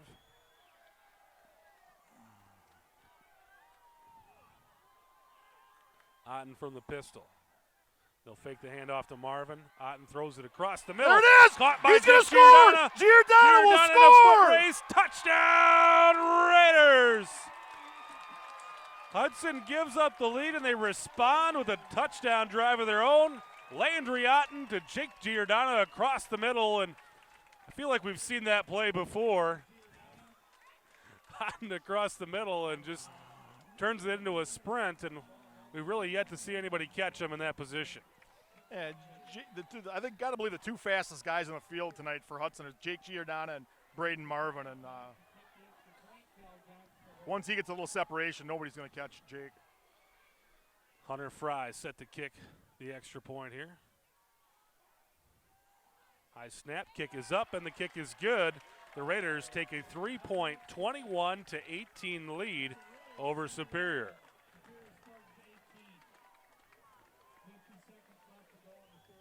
So the Raider offense responds in a way we had hoped that they would. Put together a halfway decent drive to open the 3rd quarter before it kind of sputtered out, and they finished this one. A nice pass play across the middle. 50 seconds left in the 3rd quarter before Superior will have to start throwing the ball into the wind. And that's a key, I think, if Hudson does continue on and win this game, is that getting that touchdown there at the end of the 3rd quarter and then forcing Superior to play catch-up into the wind in the 4th quarter. Although the way they've been throwing the ball, I wouldn't count them out in the 3rd quarter yet. Hunter Fry will kick off for the Raiders here. His first kickoff of the 2nd half.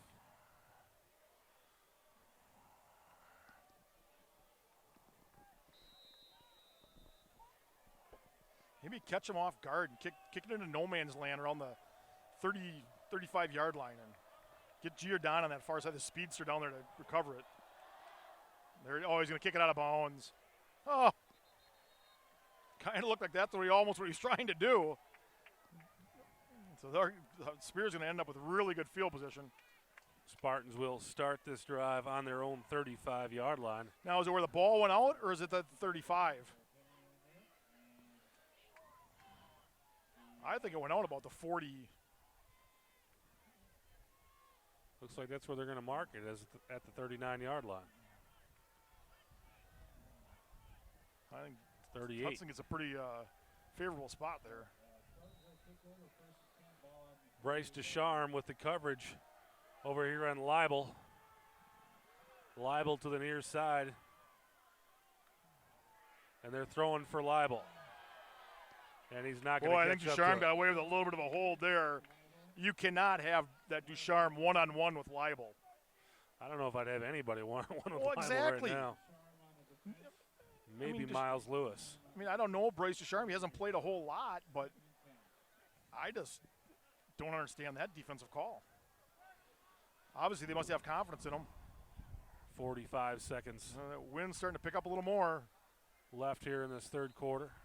Raiders now leading at 21-18.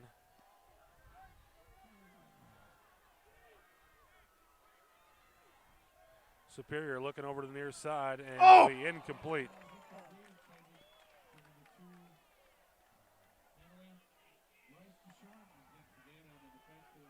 Looking for Kennelly. That might have been a case there too, where the ball was a little slippery. Looks like he had a good chance. Had both hands on the ball, just kind of ended up slipping through there and falling incomplete. So Hudson needs to get a stop here, because I don't believe they'd go for it on fourth down in their own territory. 3rd and 10 coming up for Superior. You know, 3rd and long has not been a problem for Superior so far tonight. Big play here. Mellum under pressure. Mellum's going to go down. Elliott Motu with the sack. And the Superior punt team comes onto the field. That's what we needed right there. Nice quick 3 and out. Looked like the running back that stayed in the block there kind of slipped and actually was able to get nothing on Motu. And Motu has a relatively easy sack there. Clock rolling, 18 seconds left in the quarter. Superior is going to want to get this kick off. They do. Oh, it's terrible a high, punt. Ugly Straight punt. up in the air. It's going to come down. Watch out there, Jared Johnson. Comes down to the 45. The Spartan player tried to give it a little push there, but the Raiders with their best field position by far of the night here at the 45. And an opportunity not necessarily to put the game away, but put themselves in a really good position if they can come up with a touchdown What we'd here. really like to see is have the Raiders so they're in a position where Superior can't win the game on one score. 2 seconds left in the third quarter, and we will switch fields. Landry Otten will go under center. Diemel behind him. And they'll give it to Diemel. And Diemel's going to pick up about 4 on first down, and that will be the last play of the third quarter.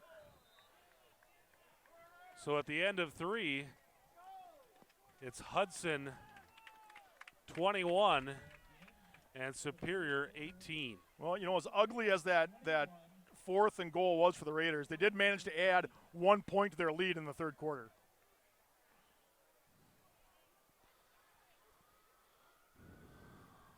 Ambulance leaving Newton Field, and I'm assuming that is the Superior player that was helped off, because I don't remember seeing anyone else suffer an injury on the field down there. Unless they're going to an accident or they're being called away for something else. It could be as well, because he looked to be in pretty good shape coming off the field there. Maybe they're on I guess a I didn't get call. a number on who it was. And so we're getting set for the fourth quarter, and as we mentioned, Superior will be working into the wind here the entire fourth quarter. The Raiders can put together a touchdown drive here. Superior may have a hard time throwing into this brisk wind. Yep, that's what we really would like to see right here, is have Hudson get a nice 3-4 minute drive and score a touchdown, take some time off the clock. 2nd and 7. Landry Otten gets the offense set.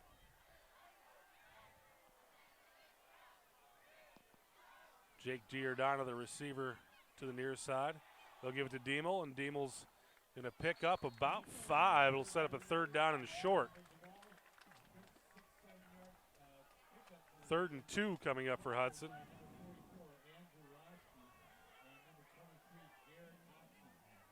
Well, now wait, the Raiders, Braden, okay. I'll say they're going to have too many players in the field, but Marvin comes off. 3rd down and 2 for Hudson. Herring to the right, Giordano to the left. They'll move Matt Johnson in motion, give it to Diemel. Diemel will have the first down. Out to the 39, gain of 3, and that will move the chains once again for Hudson. And the clock rolls, 11:20 left in the game. Braden Marvin back onto the field, and I'd love to see them give it to him around this right side and have him take it about 15, 20 yards here. Then we get an equipment timeout on the field. I don't know if that's Hunter Fry. I think it looks like who they're trying to get his chin strap snapped. Looks like they're going to be ready to go here.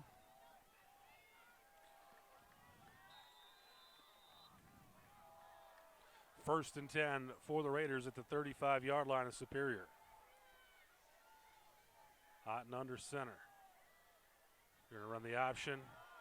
Otten's going to keep it and kind of get back to the line of scrimmage and maybe lost a yard. That pitch just doesn't have the same effectiveness with Otten running as it does with Yucatil. Yeah, definitely. Second down and 11 now for Hudson.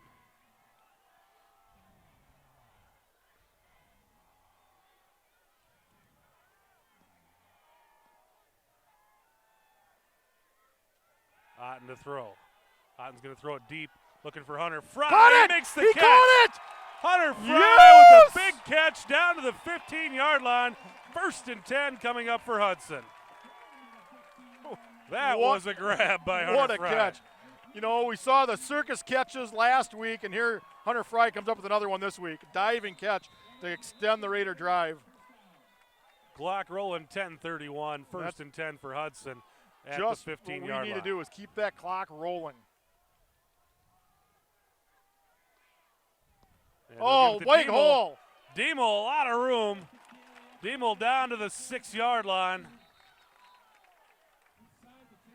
Going to be just short of the first down. Ball came loose, but he was down.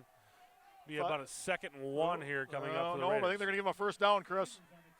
It's going to be first and goal from just outside the 5-yard line. They will give him the first down. The first and goal for the Hudson Raiders at the 5-yard line, looking to add to a 3-point lead. Giordano wide to the left, Herring to the right.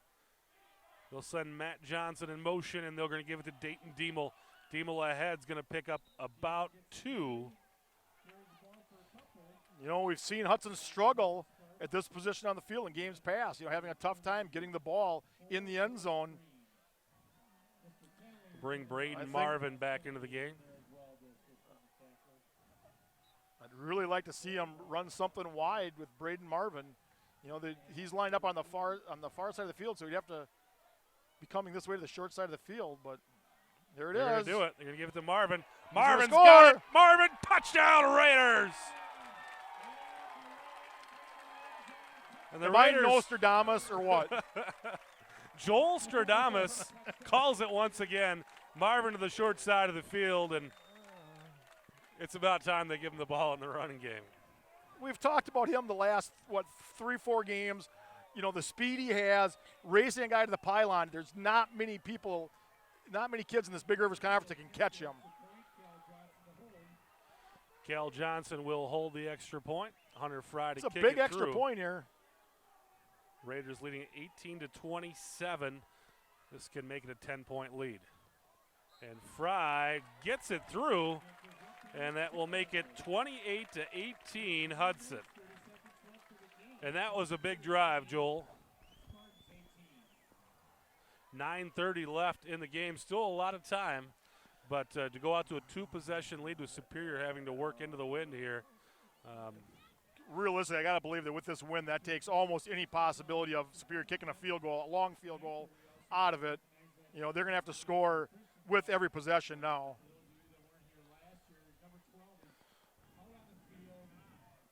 Big Rivers Conference standings entering tonight. It was Hudson 4-0, Menominee 4-0, Superior 4-0, all at the top of the conference.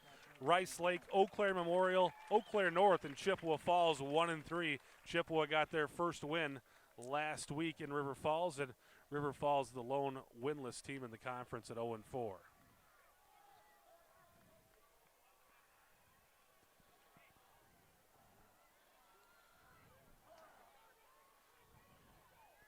Hunter Fry had some difficulties on his last kickoff. Let's see what he puts together here. I hope he can kick it a little bit better going with the wind. That last kick was ugly. Raiders lead by 10. Battle of unbeatens tonight here in the Big Rivers Conference. Much And better Hunter kick. Fry, line drive kick, going to be fielded at the 5-yard line. And mowed down Bryce Ducharme. Nice tackle out there at the 25-yard line.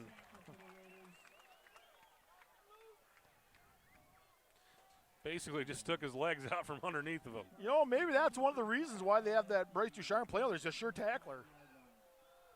You know, it's kind of been Hudson's MO on the secondary is, you know, we may let you catch the ball, but we're going to limit you to not get any yards after the catch. And takes a lot of cojones to line him up out there one-on-one against Leibel. Superior will go to the run game. Oh, Ross Wusterbarth. Pretty excited about himself out there right now. Ross Wusterbarth put a hit on him. Nice gain of 5 there. We think that's Wakefield, but he definitely paid for it. 2nd and 5 coming up for Superior. Spartans now trailing by 10. Leibel, the receiver, to the near side of the field. And they'll fake the handoff, kick it out on the option, and Cal Johnson and Wusterbarth there to take him down. Going to be a short gain, about a half of a yard. Well, here's another opportunity for the Raiders. The defense to step up. 3rd and 4 coming up for Superior.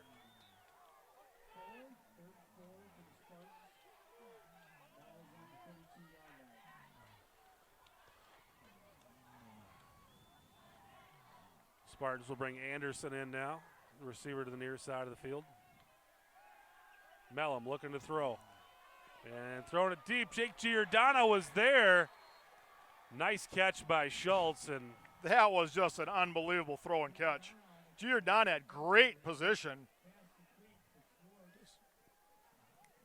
So a fresh set of downs now inside Raider territory after heck of a throw and catch there. Mellum to Schwartz. That throw into the wind, you know, it's just the flag is almost straight. I mean, it's blowing out there. Ball's got to be a little wet. Rain continues to fall. They'll fake the handoff, and Mellum's going to keep it. Now Wusterbarth, Motu, and company there. Okay. Now they blew the whistle before he fell forward, so they should mark that back at about the 38, 39-yard line. Oh, that's a terrible spot. That is such a bad spot.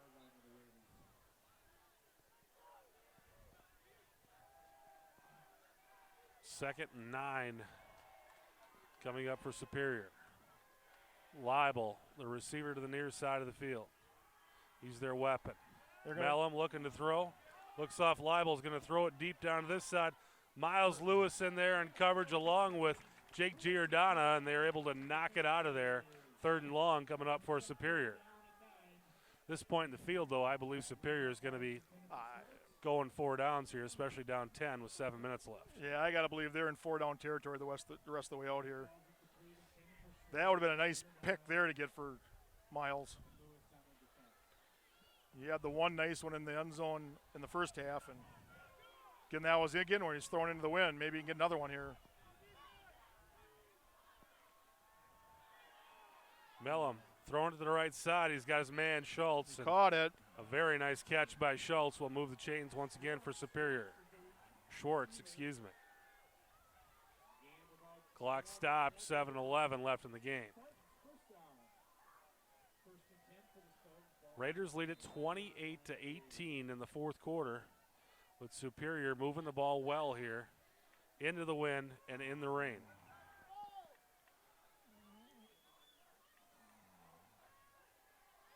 There's a hold.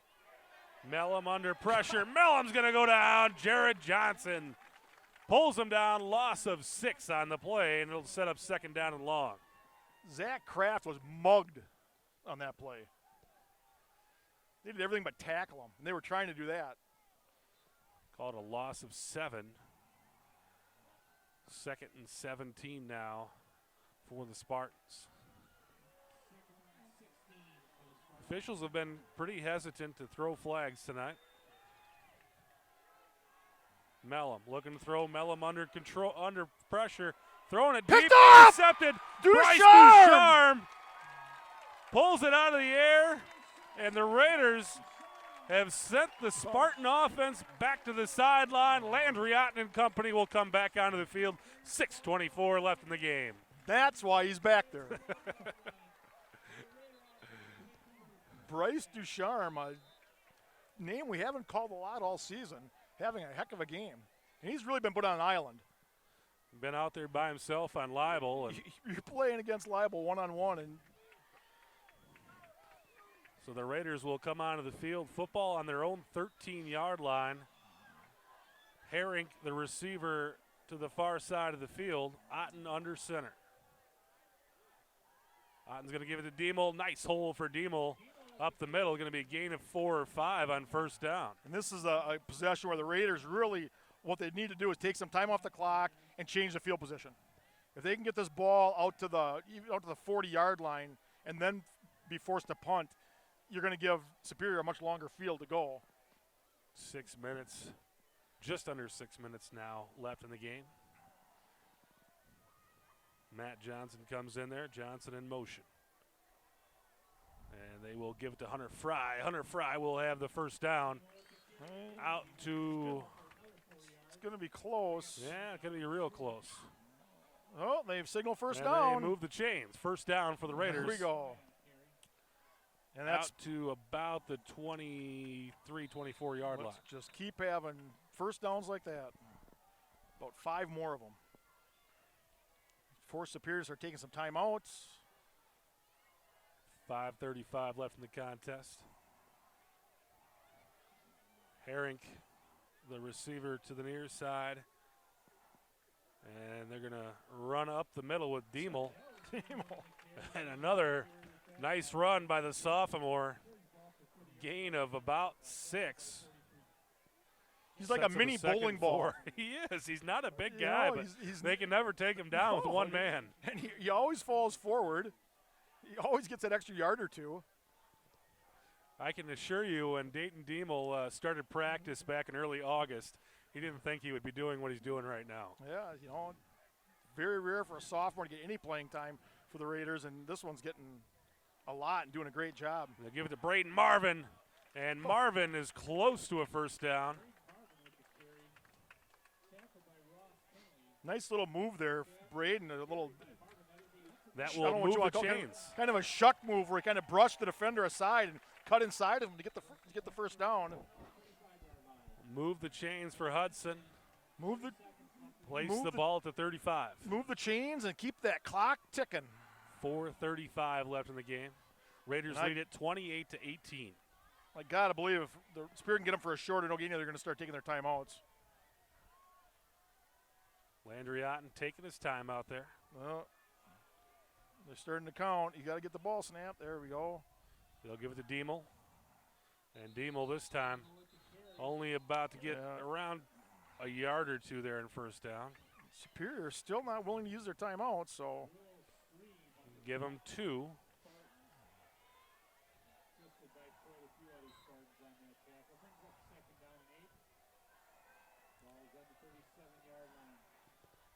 Giordano will switch sides. 2 receivers to the near side of the field now. Herink and Giordano. Second down and 8. The run Marvin. In motion Marvin with the ball. Marvin what making a move! Miss. Marvin out to the 50-yard line. First down for Hudson. They got to get that guy the ball more. I think that defender left a piece of clothing on the field. Braden Marvin with a great run on 2nd and 8. And that will move the chains once again for the Raiders. Clock rolling. And 3.5 minutes left in the game. And they take Braden Marvin out. They like to bring Matt Johnson in there as the blocking wing there.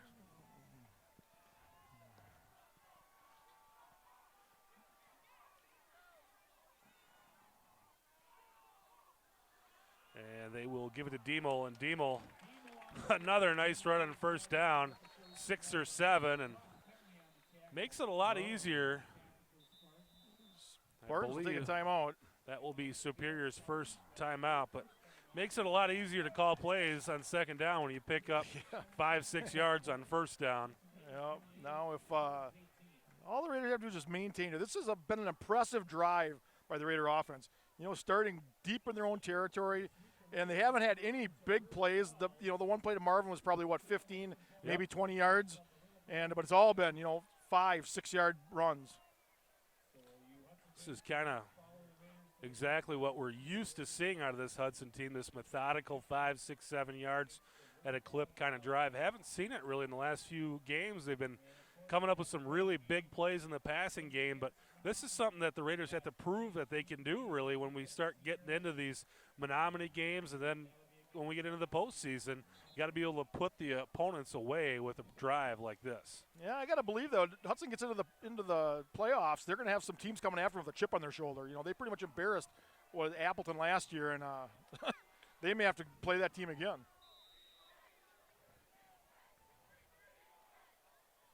Otten, 2nd and 5.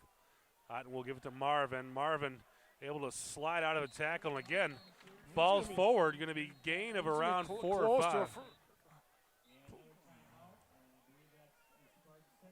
Superior will call their second timeout. 3rd and 1 coming up for the Raiders. 2:58 left in the game. The Raiders convert this first down, and it's pretty much going to be over. Yep. And again, this has been a real impressive drive from Hudson's standpoint. The offensive line has really dominated the line of scrimmage on this drive. Anytime you can get 5-6 yards on a carry, that's your offensive line doing its job.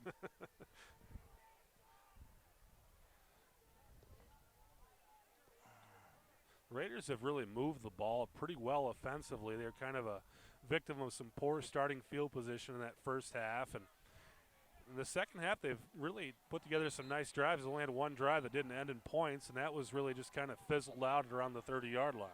I give the defense a hard time, but, other than that one drive where they gave up that 4th and goal from the 30, they've played fairly well. I mean, they've given up some pass plays, but they've done a good job of getting some pressure and getting some sacks and some tackles for losses, and when they needed it. Otten under center. 3rd down. Hudson will call a timeout. And now the Raiders will call a timeout. This is an offense, Joel, that hasn't scored under 30 points all season long. So they're used to putting some points on the board. And I guess that's the thing about this team. It's so much different than the teams of the past where you had just a suffocating defense. It wasn't, it was averaging under 10 points. I think the Hudson defense for the last 4 or 5 years has averaged under 10 points a game. And, the offense wasn't that prolific. They'd get some blowouts against some teams, but mostly it was, they were scoring in the, 18 to 25 points a game. And just enough, they had those grinded out drives, take up a lot of clock, score enough that just enough they had to, and, have the defense basically take over the game. I would say it's more difficult to play defense when you've got an offense like we've got now, though, because the other teams are getting more possessions just due to the fact that the Raiders aren't putting together those 7-8 minute drives. Yeah, you're 100% right. I mean, the teams of the past could have had this team could have the same number of 3 and outs. It's just they've had so many more opportunities. So Otten under center, 3rd down and 1 for Hudson, trying to hold on to a 10-point lead late in the 4th quarter. Otten trying to get him to jump. They'll reset the offense now. Couldn't get him to do it. Johnson in motion. They'll give it to Demo, and Demo's got the first down and more across the 35. That will move the chains, and Superior has just one timeout left, and clock now under 3 minutes, and the Raiders can start working some clock here. Yeah, and I think Cowles now gets his hands up, so everybody's calm down. We're going to take some time off the clock.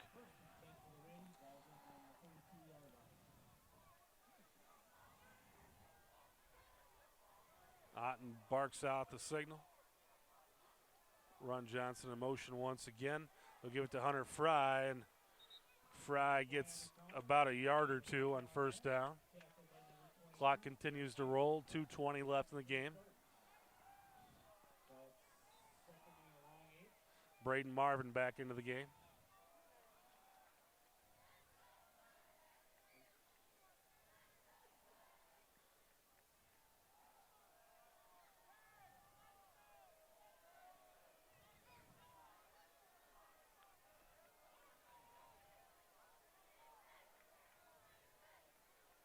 Otten under center, they give it to Fryer. Fryer on the left side, and they cut it back. We're Flag going to have a comes hold, I in there. believe. That's not what you wanted to have happen, because That does stop the clock, unless maybe we have a face mask. The way the Hudson's marching back, I got to believe it's going to be a hold. And it's going to be a hold on Hudson. And where are they going to mark it off from? Well, but that gives Hudson the down over, which They're going to mark it. Looks like from I about think the 30. they may decline it. Yeah, they'll They decline will it. decline it. They'll have the down. Yep. Make it third down. I don't disagree with the strategy on Superior's part. They got to get the ball back. They only got a minute 48, and they're going to get it back with under a minute to go. Third down and 7 for Hudson.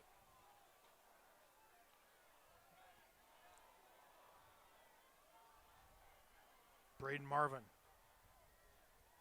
Otten set to throw. Otten going to fire down the right sideline. Touchdown! Jake Giordano. Woo! That is your ball game. You know, that's the same type pass they've been throwing all night against us. Landry Otten just did it to them. A good coverage. The defender was right there, but he had his back to the ball. Giordano's went up and made the catch. So the Raiders take a 34-18 lead, and that's going to do it. It's unfortunate because, you know, this game is going to look more lopsided in the scorebox than it really was, because this was really a well-contested game. Cal Johnson set to hold.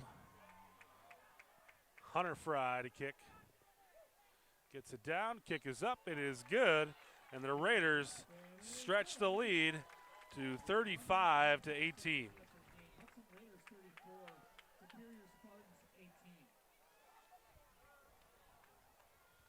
And as you said, Joel, really game in doubt for the first basically 40 minutes, and the last 8 here the Raiders have taken over. You know, I think Hudson kind of dominated the first quarter. Superior came back, tied it up basically in the second quarter. You know, Hudson went into the half with a 2-point lead, you know, because of the missed extra points from by Superior. And, you know, the third quarter, they traded touchdowns. So basically going into the fourth quarter, it was a 3-point game. And Hudson's kind of broke it open now with a couple scores in the fourth quarter. But the big interception by Ducharme on that drive by Superior, I think that was the key to this game. Definitely, and really once they had switched fields, pretty much cooled off Superior's offense. I mean, really that throw where Ducharme picked it off, it was short. I mean, it was a 3-4 yards short. He'd been making some pretty good throws though going down that way, but yeah, it was that. But if they score there, you know, it's a totally different ball game.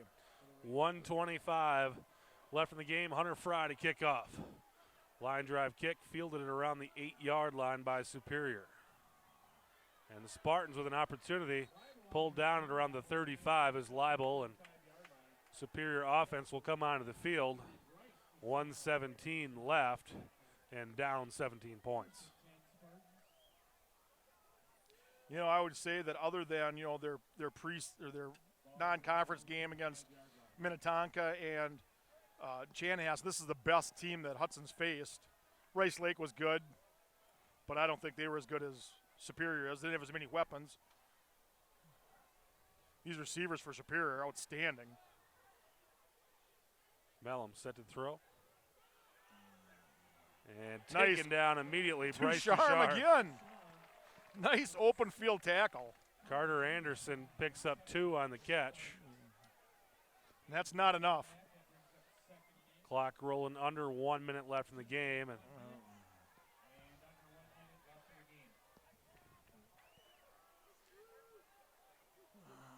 Mellum will hand it off, and the Raiders will pull down the ball carrier. Elliot Motu with the tackle.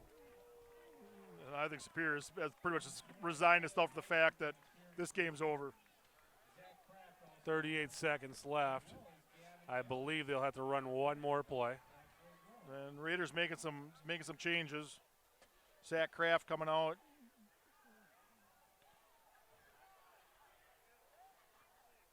Mellum setting up, looking to throw, is going to wind up, throw it over to the right side. He It's was, caught, but he's going to be pulled Boy, down. it looked like he took a knee. Why are you stopping the?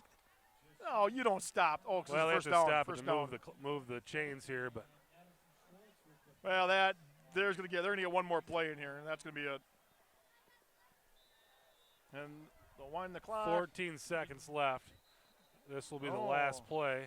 Raiders will call timeout, probably just to make some substitutions. I think Jared Johnson was trying to get off the field. Didn't know if he was going to get off or not. And rather than take a chance on a penalty, they'll stop the clock. Realistically, this is going to be the last play. 11 seconds left in the game. And hope you enjoyed tonight's broadcast. Pretty exciting game. If you'd like to see more Hudson Raider football, have it for yourself at your home. Be able to watch it on demand.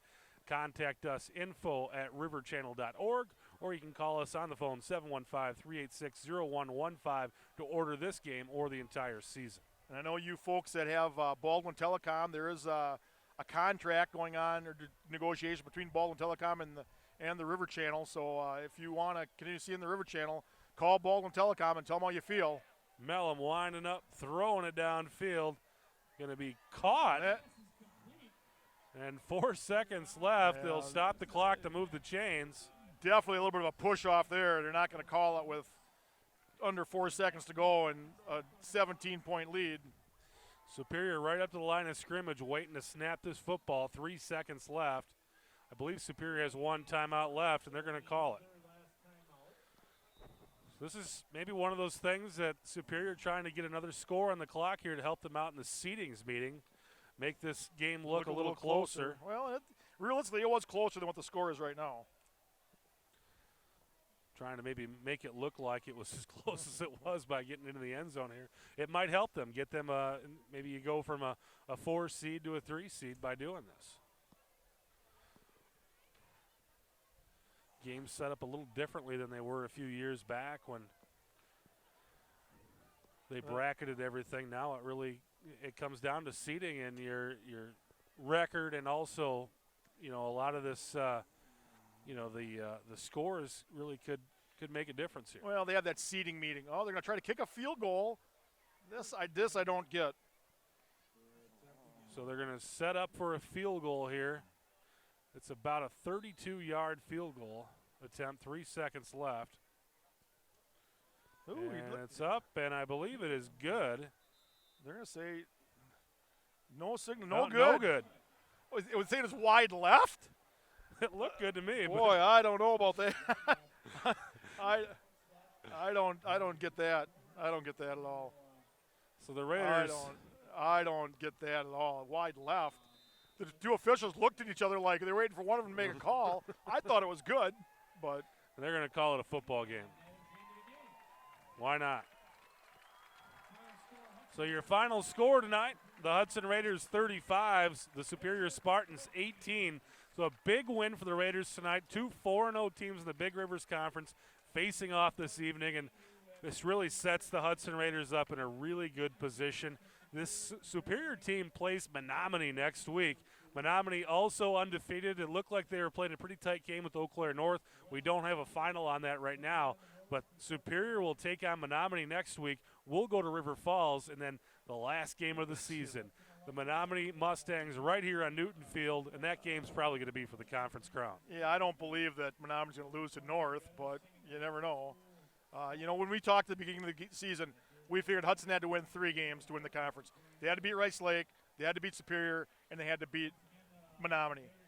They took care of Rice Lake, although it was in much more dramatic fashion tonight.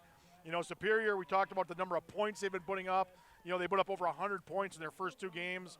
We talked about how it wasn't really against anybody, but, Superior now, they're going to have to play Menominee next week, and, maybe they can help Hudson out. Put a little victory on the board against Menominee and put the Raiders in a really good chance to at least, have a tie at the very least for the conference crown. It's a lot tougher to play in Superior than it is to have Superior at your home field. Indeed it is. Long road trip. So Hudson's taking care of business. They've done everything that they've needed to do. Started the season off with a tough game at Minnetonka, but since then, all W's for the Hudson Raiders.